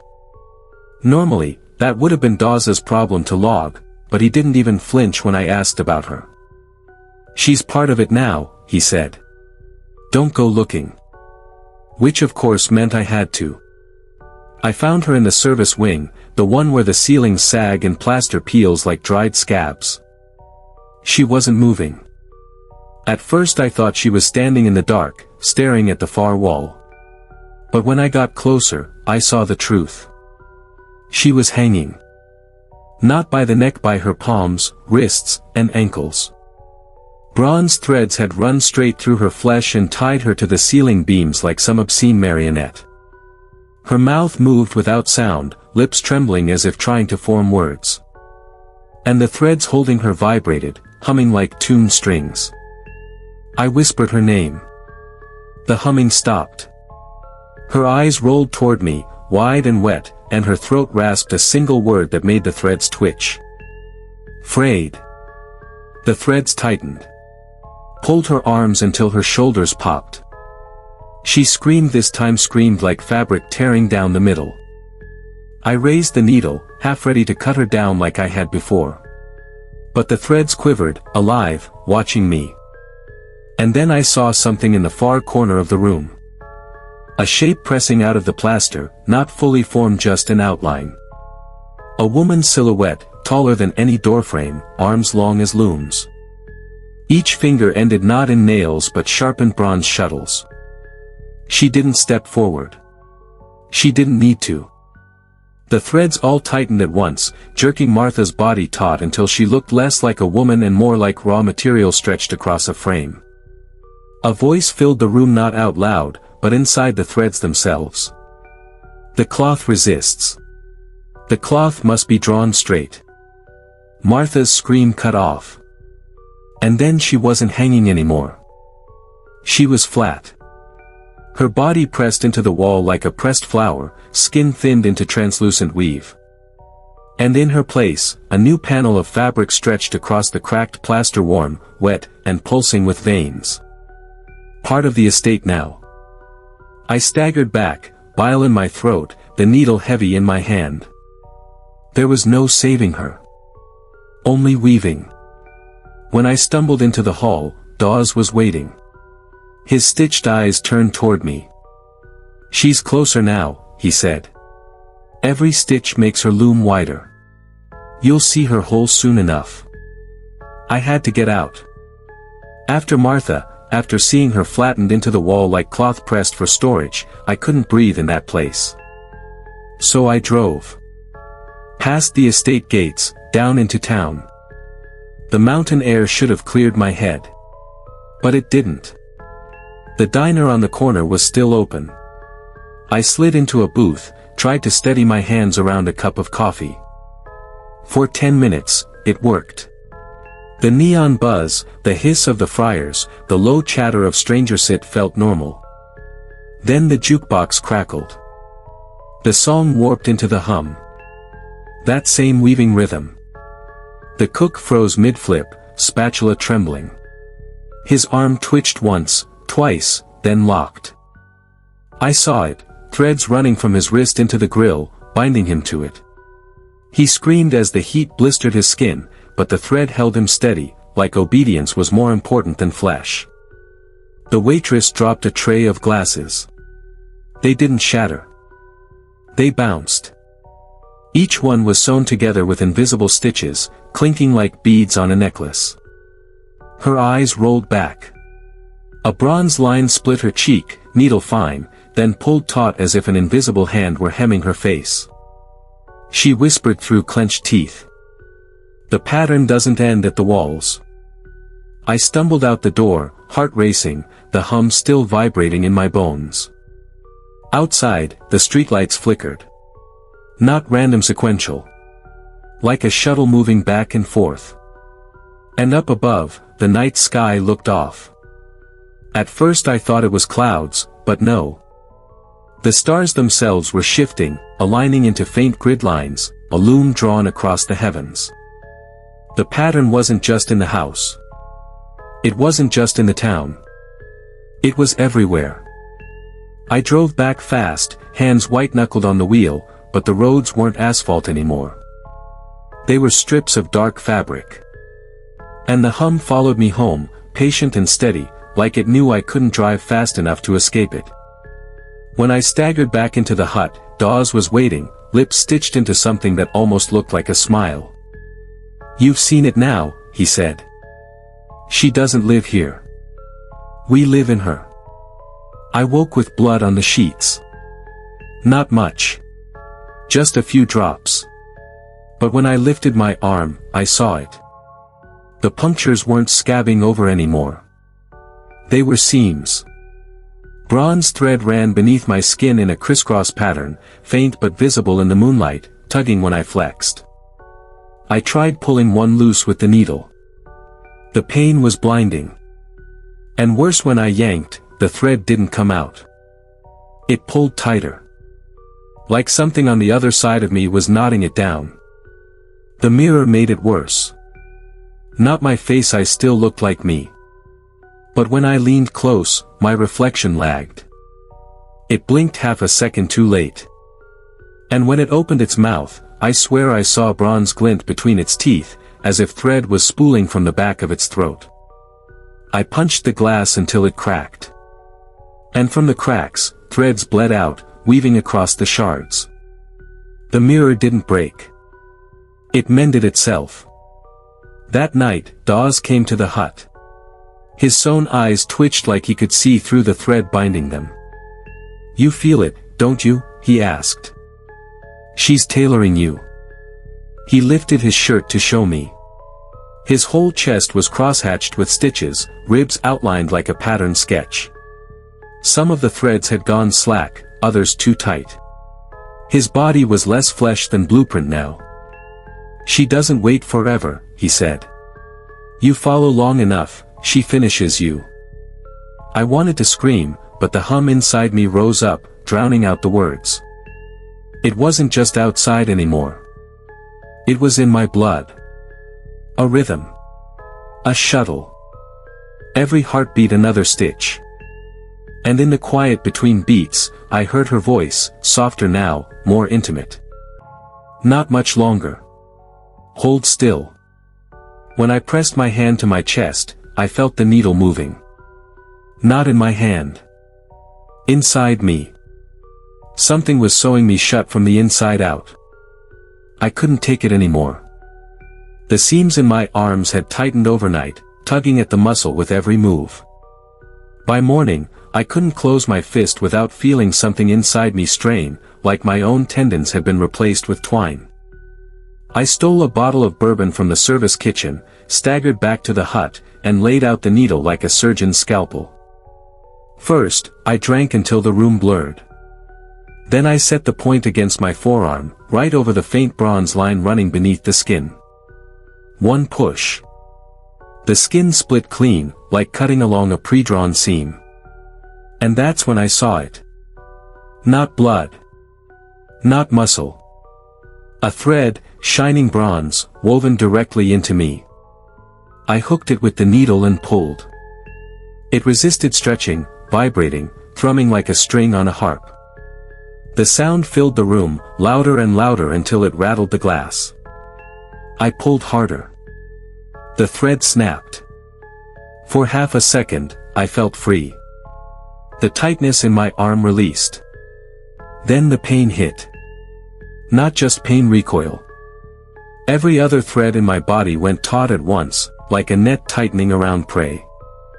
I collapsed, convulsing, bourbon burning in my throat as the seams across my ribs pulled so tight I couldn't breathe. And over it all, her voice. Cut cloth phrase. Frayed cloth must be mended. When I woke, the cut was gone. No scar, no blood. Just a new line of bronze, neater than before, the stitching tighter as if she had fixed my sloppy work overnight. On the wall above my bed was something new. A single embroidered phrase, letters stitched into the plaster in my own handwriting. "You cannot unmake the pattern." The thread still glistened wet. And the needle in my hand was stained with something darker than blood. I wasn't supposed to patrol the West Wing. Rule 3 is clear, do not enter the West Wing after midnight. If you hear the sound of weaving, turn away immediately. But I woke up to the sound anyway. Not just a loom. Not just thread. It was like bones grinding together, rhythmically, each snap and pull echoing through the walls. And against every rule, I walked toward it. The tear had grown. No longer just a seam in the wallpaper, now it ran floor to ceiling, pulsing faintly like a wound trying and failing to close. On the other side, I didn't see another room. I saw threads. Miles of them, glistening bronze and black, stretched across an endless void. They swayed as if caught in a breeze I couldn't feel, weaving themselves into patterns that shifted every time I blinked. And somewhere far down that web, something moved. I should have turned back. But instead I whispered. "Neath." The sound wasn't mine. It came out of my mouth, but it felt written. Sewn. Like the word was already stitched inside me and just needed tugging loose. The threads quivered. And then through the rip I saw one eye. Black as pitch, but ringed with tiny woven glyphs, glowing faintly like constellations. It stared directly at me. I don't remember running. I only remember waking in the hut, needle still in my hand, my arm newly crosshatched with stitches that weren't there before. I hadn't made them. I couldn't have. And yet they were neat, perfect, symmetrical. The kind of work only a master could do. On my desk, scrawled into the wood, was a sentence I don't remember writing. The cloth does not question the loom. And the worst part? When I read it. I agreed. The day's shift found me slumped in the hut. They didn't ask questions, just shook me awake, handed me coffee, and left me to pull myself together. But when I looked down, I saw something carved into the wooden desk. Neat lines. Angles. Glyphs. Each cut precise, uniform, too perfect to be mine. Yet the knife was still warm in my hand. I started writing things without realizing. Shopping lists that weren't mine. Phrases in languages I didn't know. Little fragments of instruction. The warp must hold the weft. The pattern demands symmetry. Cloth resists but cloth submits. I'd black out mid-sentence, wake up to find pages full of diagrams of looms, knots, nets. The handwriting? Half mine. Half not. I tried to burn them. But when the pages caught fire, the smoke curled upward into shapes. Women. Hundreds of them. Each face staring at me as if I'd betrayed them. Their mouths opened in unison. And though the fire hissed and roared, I heard the words clear as day. We are the pattern. You are the thread. That night, I bound my own hands with tape, thinking it would stop me. It didn't. I woke with the tape still intact, but new stitches across my ribs. Tighter, deeper. And carved above my bed so high I couldn't have reached it were 4 words. The cloth resists nothing. It's not just her hands at work anymore. It's mine. Or maybe. I'm not sure there's a difference. The voice came at 3:12 a.m. Not in the walls. Not through the threads. But inside my skull. A steady, weaving rhythm, like each word was pulled tight across a loom before being spoken. Stand. And I did. It wasn't dream logic. It wasn't sleepwalking. I was awake, standing barefoot on the cold floor of the hut, needle still in my hand. Walk. The door opened on its own. The hall stretched long, impossibly long, though I knew it was only 12 steps to the staircase. My feet moved anyway. I expected terror. Instead, I felt relief. For the first time in weeks, the tightness in my ribs eased. The threads under my skin loosened, almost comfortingly, like the release of pressure after a storm. Obedience felt good. And that realization terrified me more than anything else. Kneel. I dropped in front of the west wing tear. The scene was wider now. I could see entire figures moving in the thread shapes half-formed, their faces flickering between familiar and alien. And then, through the lattice of bronze and black, I saw her. Not her whole form. Just her hands. 6 of them, working in perfect silence, drawing new lines across the tear. Each finger long as a spindle. Each nail sharp as a needle.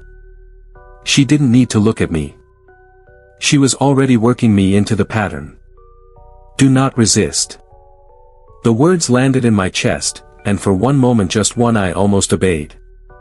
Because resisting hurt. Resisting made the stitches tighten until I thought my skin would split. But then I remembered. Rule 3. If you hear the sound of weaving, turn away immediately. And though it nearly killed Methoff, every thread in me screamed. I turned my head. The pressure snapped back. My ribs pulled tight, my lungs seized, and I collapsed on the floor gasping. When I woke, it was daylight. The tear was gone. But so was part of me. I could feel it, an empty patch in my memory, cut clean away like cloth from a bolt. And I know she kept it. For a while, I thought the nights were the danger. The dark. The silence.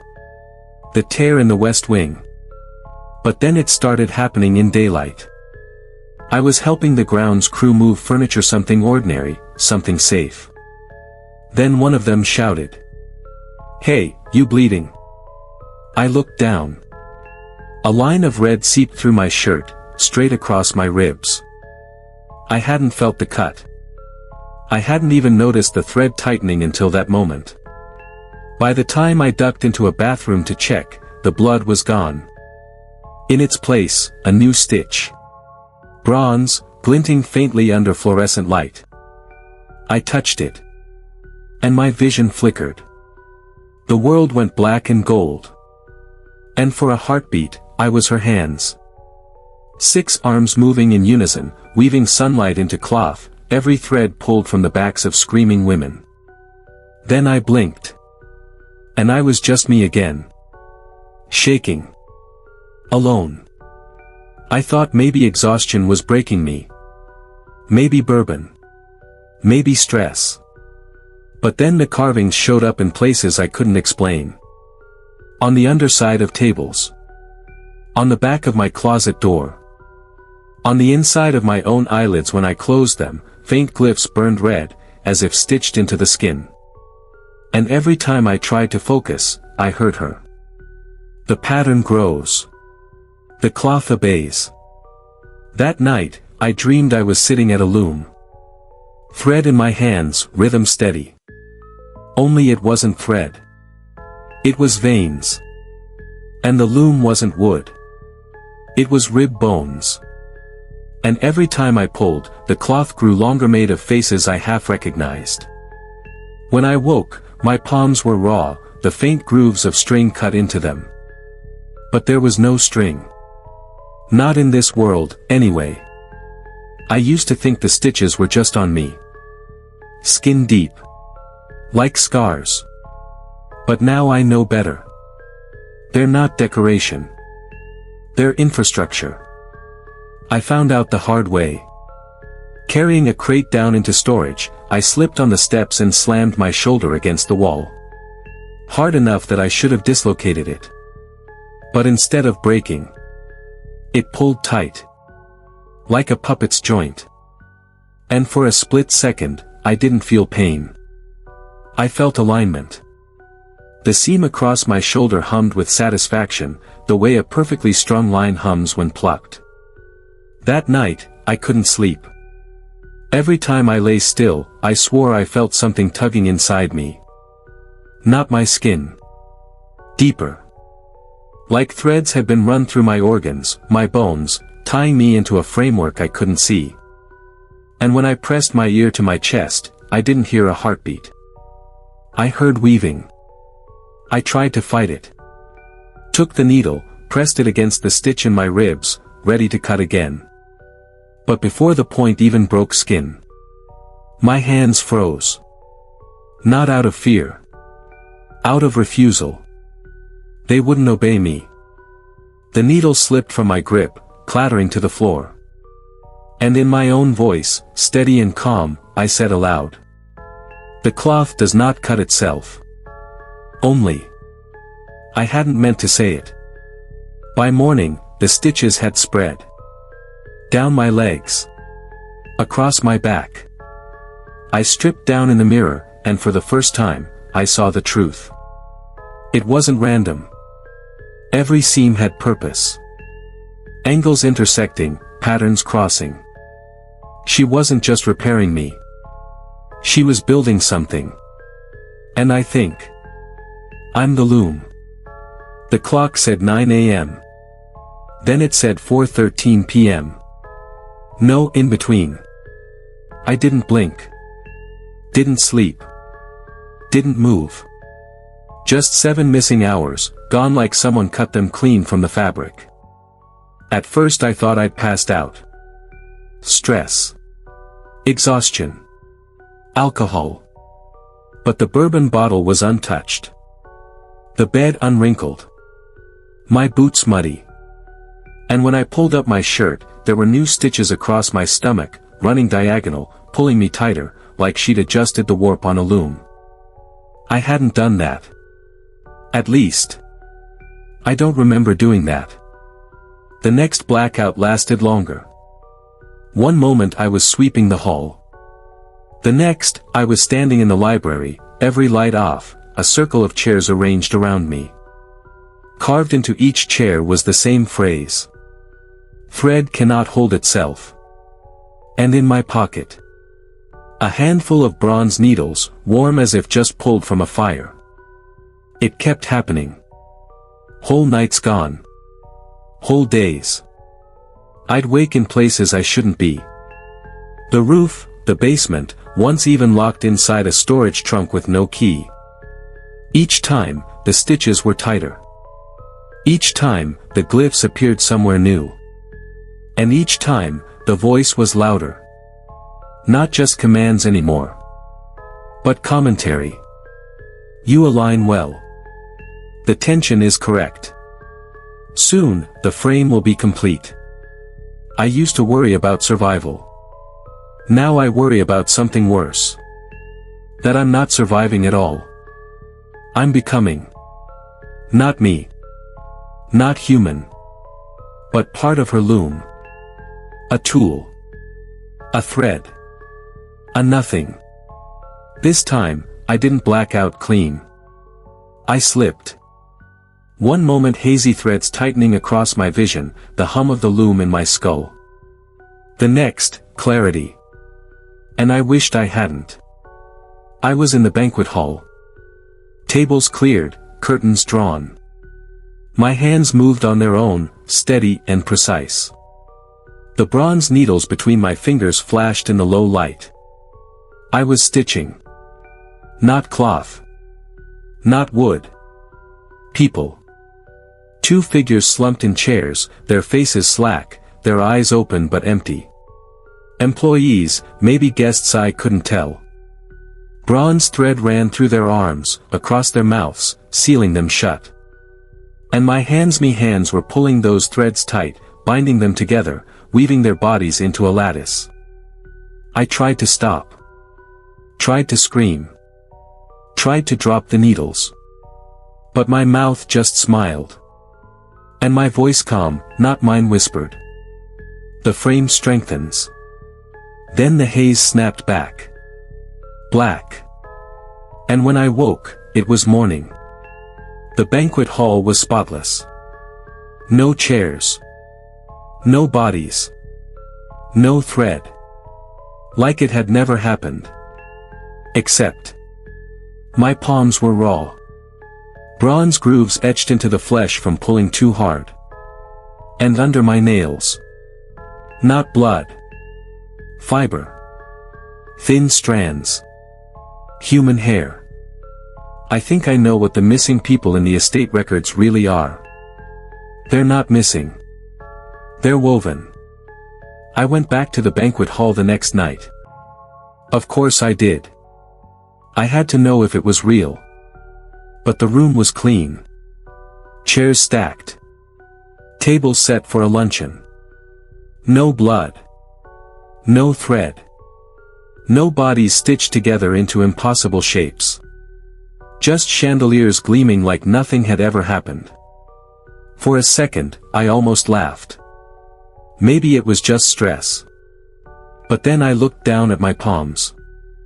The grooves were still there. Bronze, not red. Like someone had poured metal into my skin and let it cool. And when I pressed my fingers to my ears, I swore I could hear it. The faint hum of a thread drawn taut. That night, I dreamed again. Not of faces this time, but of patterns. Geometric, endless. A tapestry stretched wider than the world, with bodies woven straight into the cloth. Every time I looked closer, I recognized one. The chef. The groundskeeper. A guest from 3 nights ago. Their features flattened, stretched, reduced to design. When I woke, I was crying. But the tears weren't clear. They left bronze streaks across my cheeks, glittering in the lamplight. And on the inside of my arm. New stitches, tight as ever. Not random. Not repairs. A pattern.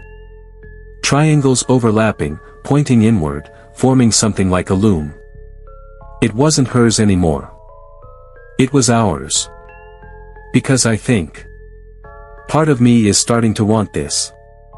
It started with the wallpaper.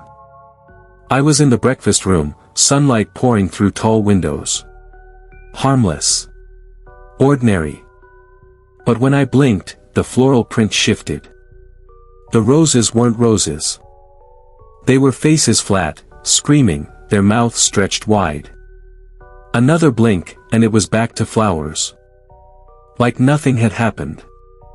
By noon, it wasn't just walls. The silverware on the table gleamed with faint threads running between them, like each fork and spoon was tied into a vast web. And when I reached to move one, the whole table vibrated, humming like a plucked string. Everyone else just kept eating. No one noticed the plates trembling. No one noticed the sound. Only me. Later, out on the grounds, I saw them. Figures in the distance. Women, dozens of them, walking in perfect rows through the hedges, each with thread pulling from their mouths to the sky. I ran toward them. And when I got close, there was nothing. Just leaves. Just sunlight. But when I touched my lips, there was a thread there too. Faint. Invisible. Until the light hit just right, and I saw it gleam bronze. Stretching upward. Disappearing into the clouds. By nightfall, I couldn't trust anything. Every surface shimmered with the possibility of thread. Every reflection warped into woven patterns. I closed my eyes. And saw the tapestry anyway. I opened them. And it was still there. There's no waking, no dreaming. Only weaving. And the worst part? The patterns are beautiful. I used to write everything down. Notes. Sketches. Rules. Proof that what I saw was real. But now the pages betray me. This morning, I opened my notebook. And every line of ink had twisted itself into thread diagrams. Warp and weft, interlocking, forming patterns too precise to be mine. I tried tearing them out, burning them. But the smoke curled into shapes again. This time not faces. Not women. But me. Over and over. My own face, stitched into the haze, smiling back at me. I smashed the notebook, shredded the binding, scattered the pieces. But when I checked my pocket an hour later, the book was whole. Same pages. Same diagrams. Only now, in the margins, a sentence that hadn't been there before. No thread resists the loom. The hallucinations don't wait for sleep anymore. I'll be standing at the window, and the glass will ripple woven panes instead of smooth, light refracting through invisible strands. I'll touch my chest, and feel not a heartbeat, but the steady tug of shuttle through warp. Sometimes I hear laughter. Not mocking. Not cruel. Admiring. Like Neath is proud of me. Tonight I caught myself smiling at the stitches. Tracing them like they were ornaments. Precious. necessary. And when I realized what I was doing, I didn't stop. Because deep down, I know the truth. There are no loose ends. Not in me. Not in this place. Not in her. Everything ties. Silence doesn't exist anymore. Not even at dawn, when the estate is empty and the air hangs heavy. Not even at night, when the cicadas go quiet. Because she talks. Always. Not shouting. Not even whispering. Just there. A second voice, layered beneath mine. At first, I thought it was echoes of thought. The mind catching itself. But when I tried staying quiet, really quiet, her words kept going. Step left. Breathe in. Tighten your hand. Simple things. Harmless things. Until I realized. Every move I made was already hers. Today, I tried an experiment. I walked into the garden, picked a stone, and said aloud, "I will throw this." Then I waited. And she said, calm as ever, "No." My fingers went slack. The stone dropped harmlessly into the dirt. I never got the chance to resist. Because by the time she said it, my body had already obeyed. The line between her voice and mine is thinner every day. Sometimes I catch myself laughing at her little comments. Agreeing. Nodding. Not like prisoner and captor. More like co-conspirators. That terrifies me most of all. Because it means I'm not just losing myself. I'm blending. And once the threads are pulled tight enough, there won't be two voices anymore. Just one. Hers. Ours. I heard a car on the gravel this morning. Not an employee's truck. Not delivery. Too light. Too careful. Through the iron gate, I saw her. A woman with dark hair tied back, clutching a folder. Looked like an archivist, maybe from Asheville. She wore a visitor badge that had no business existing. We haven't issued those in years. She waved. I didn't wave back. Because Neith whispered. Don't. The woman pressed her face to the bars. Her mouth moved but no sound reached me. It was like the air between us swallowed every syllable. Then Neitha's voice bloomed in my head, soft but firm. She doesn't see you. She sees what you were. I took a step closer anyway. The woman's eyes went wide not in recognition, but in fear. Her folder fell. Papers fluttered into the gravel. She backed away like she'd seen a wild animal. Neitha's voice rose, almost amused. Do you feel it? Their memory slips. Their time phrase. I tried shouting. Nothing came out. The air in my throat felt heavy, woven. The woman turned and ran to her car. The sound of tires retreating vanished halfway down the road, as though swallowed. I bent down and picked up one of the fallen papers. It was blank. Perfectly white. But as soon as I touched it, faint lines crawled across it like spider silk. 3 days until loom is finished. Neith chuckled a sound like reeds in the wind. They always send one before the weaving completes. Always too late. I burned the paper in a metal bin behind the gate. It curled into black ash without flame. And for the first time since this began, Neitha's voice faltered. Just for a heartbeat. Then she returned, smoother than ever. Come back inside. We're nearly done. And I went back inside. Not because she told me. But because it felt like the only place left where my skin still belonged to me. The paper's ash didn't scatter. It clung to the bottom of the bin.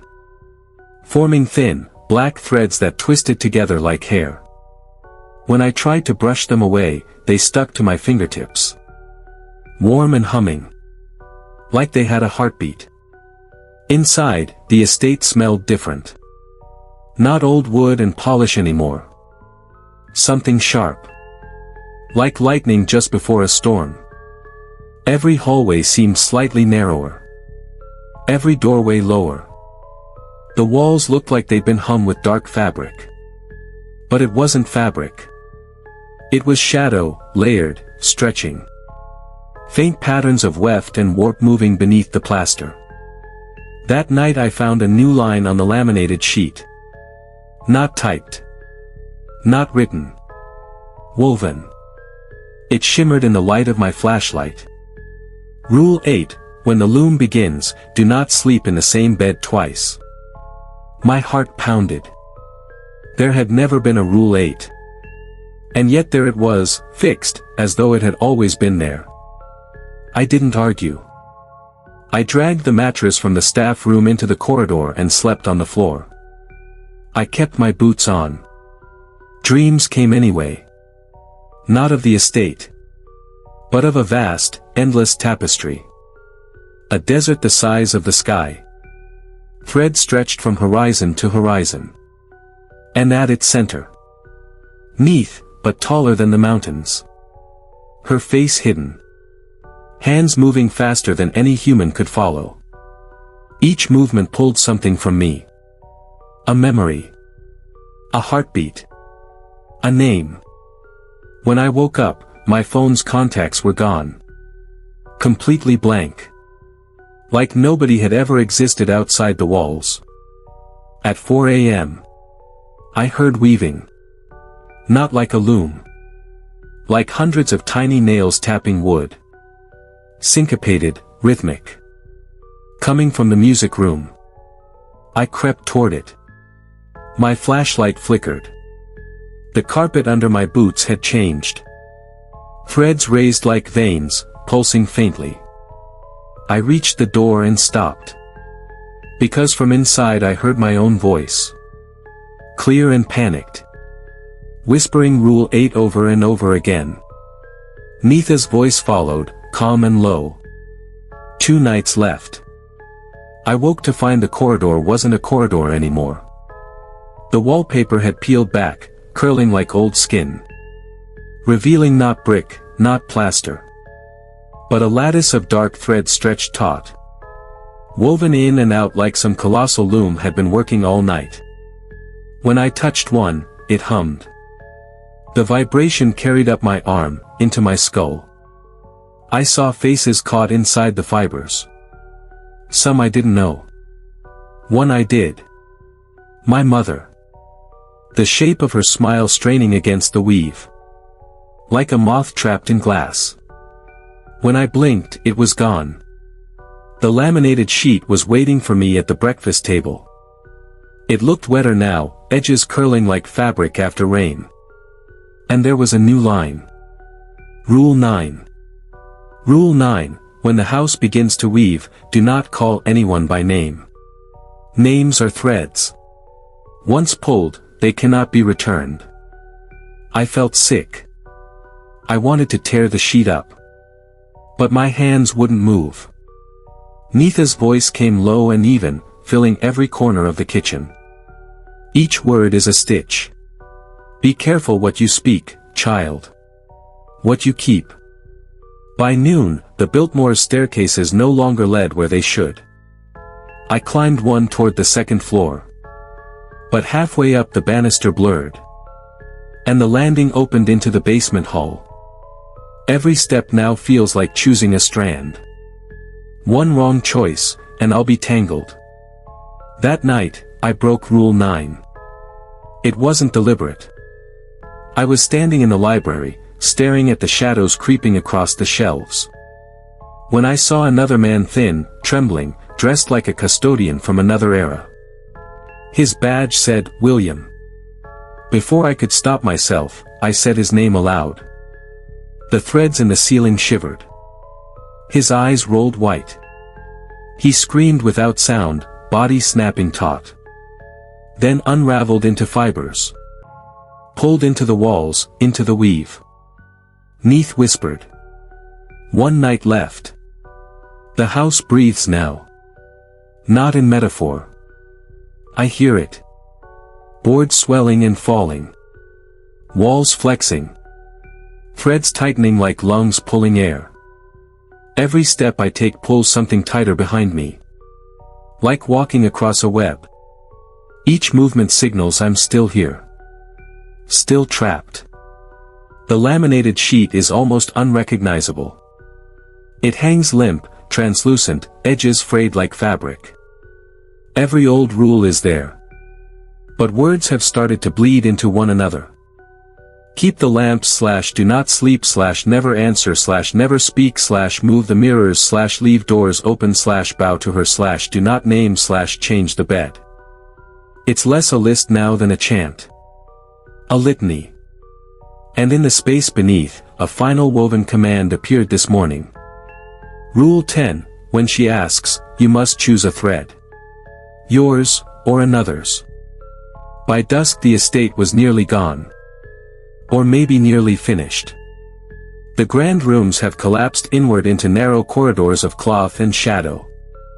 Carpets peel upward and join the walls. Chandeliers swing lower, dripping with strands that look like spun bone. The portraits are worst of all. They no longer show Vanderbilts or strangers. They show me. Dozens of versions. Some smiling, some screaming. All stitched into the painted canvas with hair-thin cords. At midnight the loom sang. Not with music, but with the sound of thousands of taut strings trembling at once. It rattled the glass, shook the foundation. And then she appeared. Neath. Not in fragments, not in whispers. Fully. Her body was not body but endless hands. Working, spinning, weaving, unweaving. Her face hidden beneath a veil of thread so dense I couldn't see skin. She spoke, not aloud but through every fiber of the estate. Tomorrow the cloth is sealed. Tonight, you choose. Yourself or another. I don't know who the other is. But I dreamed again, and I saw someone. The woman at the gate. She was tangled in the pattern, fighting to breathe. I woke with her name on my tongue. And bit it bloody before I could speak it. I don't think the rules will hold tomorrow. They're unraveling into one. One final choice. And if I choose wrong, the Biltmore will close. Sealed in its weave. And I'll be only another thread. The Biltmore is gone. Or maybe it was never here. All that remains is the loom. Every hall, every staircase, every wall. Threads pulled tight, humming like wires under strain. And me, standing in the one clear space left. The grand hall. Transformed into a throat of weaving strands. The rules don't matter now. They're not separate instructions anymore. Just one long thread, coiled around my chest. I try to recall them in order. But they blur. Lamps, mirrors, names, doors, beds. One litany, one prayer. One cage. And above me, she waits. Neath. Her hands move faster than sight. Drawing lives into the pattern. I see William scream. I see my mother's smile. I see myself, dozens of times. Some choosing silence, some screaming names. All swallowed into the cloth. She finally stills her hands. The silence is unbearable. The air shakes with it. Then her veil parts. Not fully, just enough to reveal the absence behind it. Not a face, but an emptiness so vast it pulls thought itself away. Her voice fills me like water drowning lungs. Choose. And before me the tapestry splits. Two threads glow. One hums with myself, my name, my breath, my pulse. The other thrums with hers, the woman from the gate, tangled, gasping. If I take mine, I stay whole. But she will unravel. If I take hers, I am unmade. She walks free. My hands tremble. Every rule I followed, every night I endured, was only to arrive here. At the choice the rules never prevented, only prepared. My thread. Her thread. The loom quivers, waiting. And neath whispers, with something almost like gentleness. One survives. One is woven. I don't remember the moment I chose. Only the pull. The thread sliding hot through my palm. Cutting deeper than flesh. Screaming without sound. Then silence. Then nothing. Then. When I opened my eyes, the Biltmore was whole again. Walls solid. Carpets in place. No threads, no tapestry. The air smelled of wax and polish. Morning light spilled through clean glass. For a second I believed it had ended. A nightmare. An illness. Until I looked at my hands. They're not mine anymore. Not fully. The skin carries faint ridges. Like fabric stretched too tight. If I press too hard, I feel the weave beneath. A second body threaded inside me. And sometimes, when the hall is quiet, I hear her. The woman from the gate. Breathing inside my chest. Or maybe I'm breathing inside hers. The laminated sheet is gone. No rules. No warnings. But on the dining room table, a single piece of paper waited. Not typed. Not woven. Written in ink. It said, "The loom is sealed. The shift is yours now. Keep the guidelines. Pass them when called." And beneath it, a single signature, crooked and trembling. William. The estate hums at night. Low, steady, like a loom waiting for its shuttle. And I feel neath watching still. Not above me now. But inside the very air. In the pattern of every shadow. The rules will return. Not for me. For whoever comes next. And when they arrive, I'll be the one waiting at the gate. The days pass, but they don't feel like days. Not anymore. Each hour is a tug. A knot tied tighter inside me. When I shave, I see it. The faint shimmer beneath my skin. Like threads pressed too shallow. Waiting for the right light to show their pattern. Sometimes they twitch. Pulling against the grain of my muscles. I move my arm. And a second later, the shadow of my arm moves again. Like a delayed reflection. Sleep is worse. I keep trying to follow Rule 8. Never the same bed twice. But it doesn't matter now. Beds don't hold me. When I wake, I'm always somewhere else in the house. Last night, the music room. Kneeling on the floor. Hands raw and bleeding from gripping invisible threads. The night before. The library ladder, perched halfway up. With books open around me. Not Vanderbilt records. But names, dates, faces. All half-woven into the margins. Every time, I don't remember climbing. Just the sound of weaving in my dreams. Sometimes I hear her voice. Not neath. The woman. The one I chose. Or didn't. It's always faint. Like someone breathing through fabric.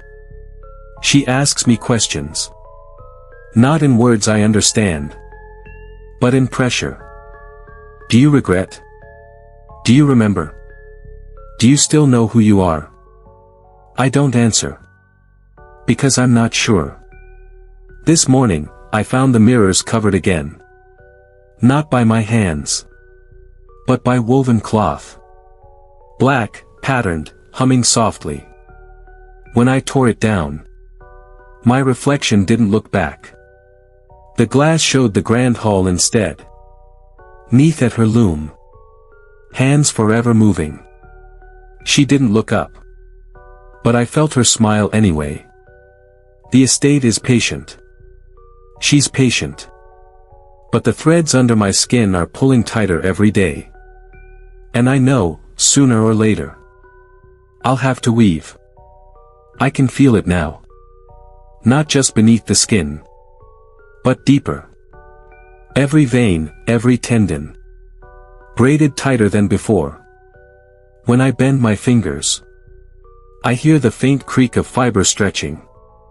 Sometimes I swear if I cut myself open, no blood would come out. Only thread. Yesterday I tried to leave. I thought maybe it was still possible. I walked out through the front doors at noon. Into the sharp September sunlight. Down the drive, toward the gate. I made it halfway. The air thickened. My boots grew heavy. Like I was walking through wet cloth. And then the sun dimmed. Not clouds. Not night. Just a curtain. Drawn between me and the world. When I looked back, the estate loomed taller than it should. Walls pulsing faintly. Waiting. I turned around. I walked back inside. Because I understood then. The house isn't on the land. The land is on the house. That night, I dreamed of William. He stood by the ash bin. The one where I burned the paper. Skin stitched with long black cords. His mouth didn't move. But the words reached me. It takes and takes until you give. Don't wait too long. Then he unraveled before my eyes. Pulled backward into the wall. Thread sliding into place like he'd never stood there at all. When I woke, the laminated sheet had returned. Not on the table, but pinned to my chest with a needle of bone. The rules blurred, twisted. But I could still feel them humming. I yanked it free and dropped it. But the hole in my shirt is still there. Stitched shut from the inside. She hasn't spoken in 2 nights. Neath. But the silence isn't mercy. It's worse. It feels like she's listening instead. And every time I breathe, I hear the faint rasp of a shuttle pulling thread. It happened at dawn. The bell by the front gate rang once. A single hollow clang. Like metal struck underwater. I froze. No one should be here. No one ever comes this early. But when I reached the window overlooking the drive, I saw her. Not the woman from before. Someone new. A young man, carrying a duffel. Shoulders stiff with the weight of nerves. He looked exactly how I must have looked that first day. Unsure. Hopeful. Hungry. My chest tightened. Threads pulled under my ribs. Drawing me back from the window. Not by force, but by instinct. Like the loom itself was reminding me. It's time. I went down to the gate. Each step dragged. My feet heavier than stone. The air between us shimmered. I felt Neath behind me. Her 1,000 hands weaving quietly. Patiently. When I reached the bars, he smiled faintly. Are you the caretaker? The words felt jagged in my ears. Caretaker. No one had called me that before. I opened my mouth. At first nothing came. Then my throat seized. And the rules rose unbidden. Like a litany sewn into the lining of my lungs. When you light the lamps, don't let them go out. Never sleep in the same bed twice. If someone calls your name after midnight, never answer. The boy's eyes widened. Confusion first. Then unease. Exactly the way mine had. I stopped myself before the list was complete. My voice shook. Threads quivered in my skin. I wasn't supposed to hesitate. But I did. Because I could still feel the echo of her breath inside me. The woman I saved. Or didn't. The boy nodded slowly, gripping the strap of his bag tighter. I understand, he said. But I could tell he didn't. Not yet. I unlocked the gate anyway. The iron groaned as it swung wide. And as he stepped past me, the air thickened again. The house exhaled, welcoming him in. For the first time since my arrival, I wasn't entering alone. And that felt worse. The boy's name is Ethan. I didn't ask. He told me. And the moment the sound left his mouth, I felt the threads twitch. Names are dangerous. But he doesn't know that yet. I stayed awake to watch. Not to help. Not to warn. Just to see how the loom would take him. At sundown he lit the lamps in the corridor. I saw the hesitation. His hand shaking as he turned the flame higher. He doesn't believe yet. But he's afraid enough to obey. That's how it begins. By midnight he was pacing. The house creaks worst on the first night. Like it's testing your nerves. I heard him whispering to himself. Trying to make sense of the rules. Repeating them in order. I wanted to tell him, they're not in order. They're never in order. But I stayed silent. My throat was tight with the urge. But silence is part of the role. At 1:03 a.m. I heard it. The call. Soft, urgent, from the far hall. Ethan. He froze. I saw him from the landing. His whole body rigid. Eyes wide as the voice repeated his name. He clenched his fists. And he obeyed. He didn't answer. Relief washed over me. Not for him. But for me. Because I remembered my own first night. And how close I'd come. But the loom doesn't let victory stand. At 2:17 the lamps flickered. 3 of them at once. I felt the air thicken. The threads shifting around him. He rushed forward, relighting them. Fast. Desperate. His face pale, sweat running down his temple. He didn't see me watching from the stairs. But Neith did. I felt her hands in the walls. Her attention brushing past me. Fixing on him instead. The boy she would unravel. Or weave.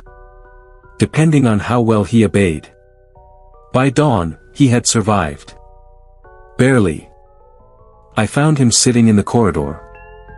Lamps guttering around him. Eyes bloodshot. Body shaking with exhaustion.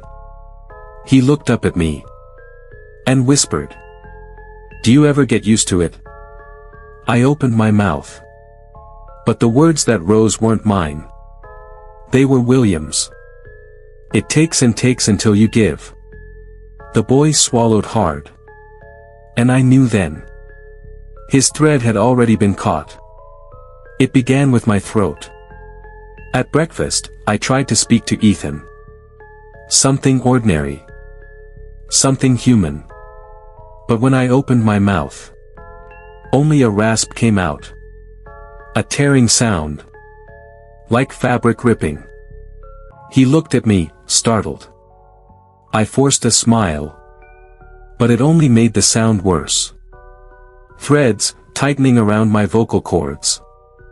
A warning. Or a punishment. By noon, the mirrors had uncovered themselves. Every one.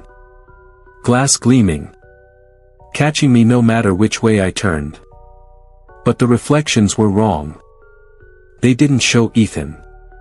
Only me. Dozens of versions. Each with the laminated sheet pinned to their chest. Each whispering the rules I'd failed to speak. Keep the lamps. Never answer. Never sleep in the same bed twice. The sound layered. A rising chant. Until I smashed the nearest mirror with my fist. Glass cut deep. But instead of blood, thin black cords writhed from the wound. Ethan didn't see. Thank God. That night, Neetha's voice came back. Not through the halls. Through me. Every time I exhaled, her words shaped the air. You withheld. You faltered. You must give. I tried to argue. To beg. But my throat burned. And she spoke louder. The rules are not yours to spare. They are mine. Speak them all, or be woven mute. I dreamt of William again. He was kneeling in the corridor. Face blank. Lips sewn shut with black thread. He raised his hands. As if to show me something. When he spread his fingers, I saw nothing but dust. And then I woke with the taste of dust in my mouth. Ethan is watching me now. I can feel it. The unease in his eyes. He thinks I'm keeping secrets. And he's right. But the loom doesn't forgive secrets. Not from me. Not anymore. The humming started before dawn. A low, teeth-on-metal sound that came from the air vents. At first I thought it was the old pipes. But when I pressed my ear to the vent, I heard voices. My own voice. Layered over itself. Repeating the rules in a broken, sing-song rhythm. Keep the lamps. Never answer. Never sleep in the same bed twice. The voice cracked on the last line. And then another joined it. A man's voice. Ethan's. He was repeating the rules wrong. Every third word inverted. It was like hearing a prayer backward. I found him in the conservatory. His hands were black up to the wrists. Like he'd been dipping them in ink. But it wasn't ink. It was the same thread I'd seen under my skin. Writhing gently as if alive. He didn't look at me. He was staring at the glass ceiling. Mouth moving silently. I reached for his shoulder. The black threads jumped. Snapped like spider silk. And vanished into the air. Ethan finally blinked. When he spoke, his voice was not his. She's counting you, you know. Who? The weaver. The huntress. She's been here longer than the stones. I backed away. He smiled. It wasn't a friendly smile. It was a smile like a knot being pulled tight. By evening the house smelled like scorched linen. Every corridor. Even the guest kitchens. It came from nowhere. But hung heavy. Clinging to my clothes. To my hair. Ethan had locked himself in the tapestry room. I could hear him muttering in there. Pulling at something. Maybe the cloth. I didn't try to stop him. Because the mirrors had started speaking now. Not whispering. Speaking. They called my name. Each in a different voice. And each time, I felt another thread tighten around my throat. I sat on the edge of my narrow bed. Trying to write this all down. Hand trembling. When I looked at the words on the page, I saw they weren't in English anymore. It was an alphabet I'd only seen on the old plates Neetha's cult used. The kind with birds and eyes and arrows. I didn't understand the words. But my hand kept moving. The rules aren't changing. But Ethan is. And I'm changing too. I don't know how much longer I can hold the line. The lock on the tapestry room was old brass. Ethan had slid the bolt across from the inside. But it didn't matter. The door was ajar. As if the house itself wanted me to see. The smell hit me first. Like scorched wool mixed with damp earth. The smell of something pulled from the grave. And burned for fuel. I stepped inside. The tapestries weren't still anymore. Threads pulsed like veins. Beating with a rhythm too slow to be human. Images on the fabric bent and shifted. Figures crawling out of place. Faces turning toward me where they hadn't before. Ethan stood in the center of the room. Arms stretched wide. Black threads running from his fingertips into the cloth. Like marionette strings. Like the loom had taken hold of him. He didn't flinch when I called his name. Didn't even blink. But his mouth opened. And Neith spoke through him. The boy is useful. His despair makes him pliable. Her voice in his throat was dry. Like reeds scraping stone. I shouted at her. At him. To let him go. But my own voice cracked again. The threads in my throat tightening until I gagged. The tapestry behind Ethan shifted. At first it looked like a hunting scene. Archers poised. Game animals leaping through a thicket. But then the animals looked back. And their faces were wrong. Too human. Eyes wide with terror. Mouths open in silent screams. Ethan swayed forward. Like the threads were pulling him into the fabric. I lunged. Grabbed his arm. The threads resisted. Stretching taut. Humming like wires under tension. I thought they'd cut me to pieces. But at the last second. They snapped. Every one. The backlash knocked us both to the floor. Ethan gasped. Eyes rolling white. I held him. Shaking. But alive. Still here. On the wall, the tapestry was still moving. The hunters raised their bows. And every arrow pointed at me. I dragged Ethan out of that room. Bolted the door. But I swear the humming hasn't stopped. It's in the walls. In the vents. And sometimes. When Ethan sleeps. I hear Neitha's voice again. Through him. It happened in the middle of the night. The hour when the house holds its breath. When even the air seems afraid to move. The rules failed. Or maybe they weren't enough anymore. I'd left the lamps burning. Every one. Still, the halls went dark. Not the kind of dark that comes from shadows. But the kind that swallows. The kind that makes the walls dissolve. The estate stretched itself thin. Corridors folding into corridors. Staircases spilling into ceilings. Mirrors blooming like flowers across plaster. Every surface a reflection. Every reflection a thread. And every thread led to her. Ethan was still unconscious in the next room. His breathing shallow. Like he was only halfway tethered to this world. I tried to wake him. Shook him, begged him. But the moment I touched his skin, I felt her hand close around mine. Though her hand was not flesh. It was woven. 1,000 black cords, braided tight. The mirrors stopped pretending. No longer reflections. They became doorways. Each pane of glass opening on the same figure. A woman tall as the ceiling. Face hidden behind a veil of threaded light. Her arms were bowstrings. Her fingers were arrows. And her eyes, when I dared to look, were a loomed shuttle moving back and forth. Back and forth. Never resting. Neith. Her voice didn't come through Ethan this time.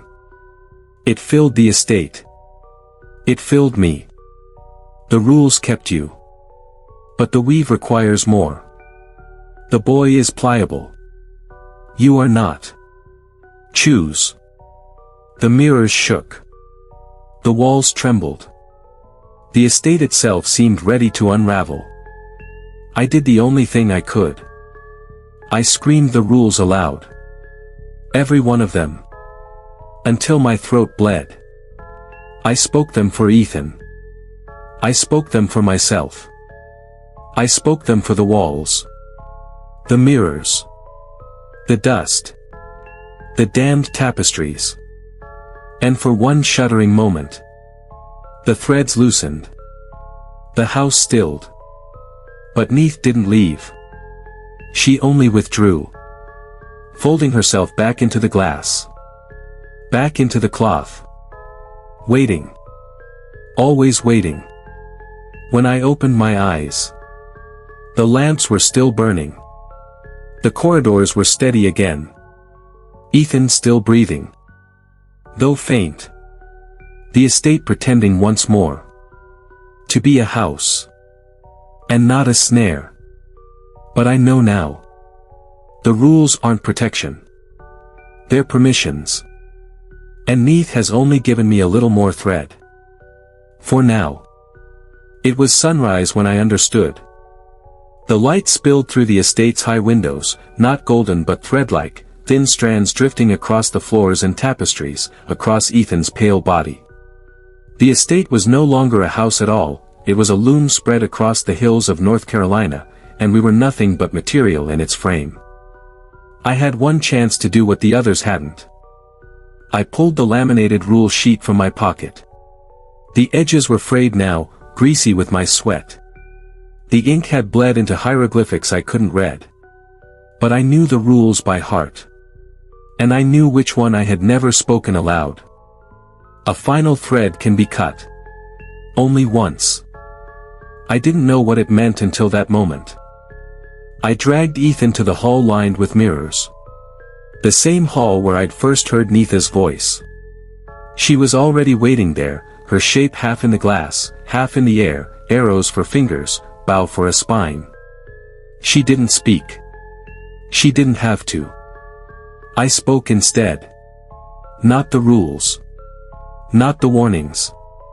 I spoke my own name. I spoke Ethan's name. And then I tore the laminated sheet in half. The sound was small. Paper tearing. But the threads in the walls snapped with it. The estate's pulse stuttered. Neith tilted her veiled head, the first expression of surprise I had ever seen on her. I took Ethan's hand and walked forward. Not running. Walking. Through the glass. Through the walls. Out into the morning. We stumbled onto the front lawn. The gates were open. No one came after us. The house stood silent behind us, the windows dull and lifeless for the first time. The smell of scorched linen was gone. The rules were gone. We didn't speak for hours. When Ethan finally did, his voice was his own again. "What did you do back there?" "I stopped following the pattern," I said. My throat still ached, but the threads were gone. I cut the last thread. He nodded like he understood, though I'm not sure either of us does. Weeks later, a letter arrived from the Biltmore's management. No return address, just a wax seal with an arrow through a loom. Inside was a single sheet of paper. "We thank you for your service. You are free to go. The weave continues." That was all. Sometimes, at night, I wake to the sound of a shuttle sliding back and forth. Sometimes the curtains ripple even when the window is closed. I know Neith hasn't stopped. She never stops. But I also know something else, I'm not in her pattern anymore. The rules can be learned. The rules can be followed. But the only real escape is to stop playing the game. That's why I'm writing this. If you ever find yourself at Biltmore, or any other place with guidelines that don't feel like they belong, remember, the rules are not for you. They're for it. And they only work as long as you believe you're part of the weave. Cut your own thread. And walk out.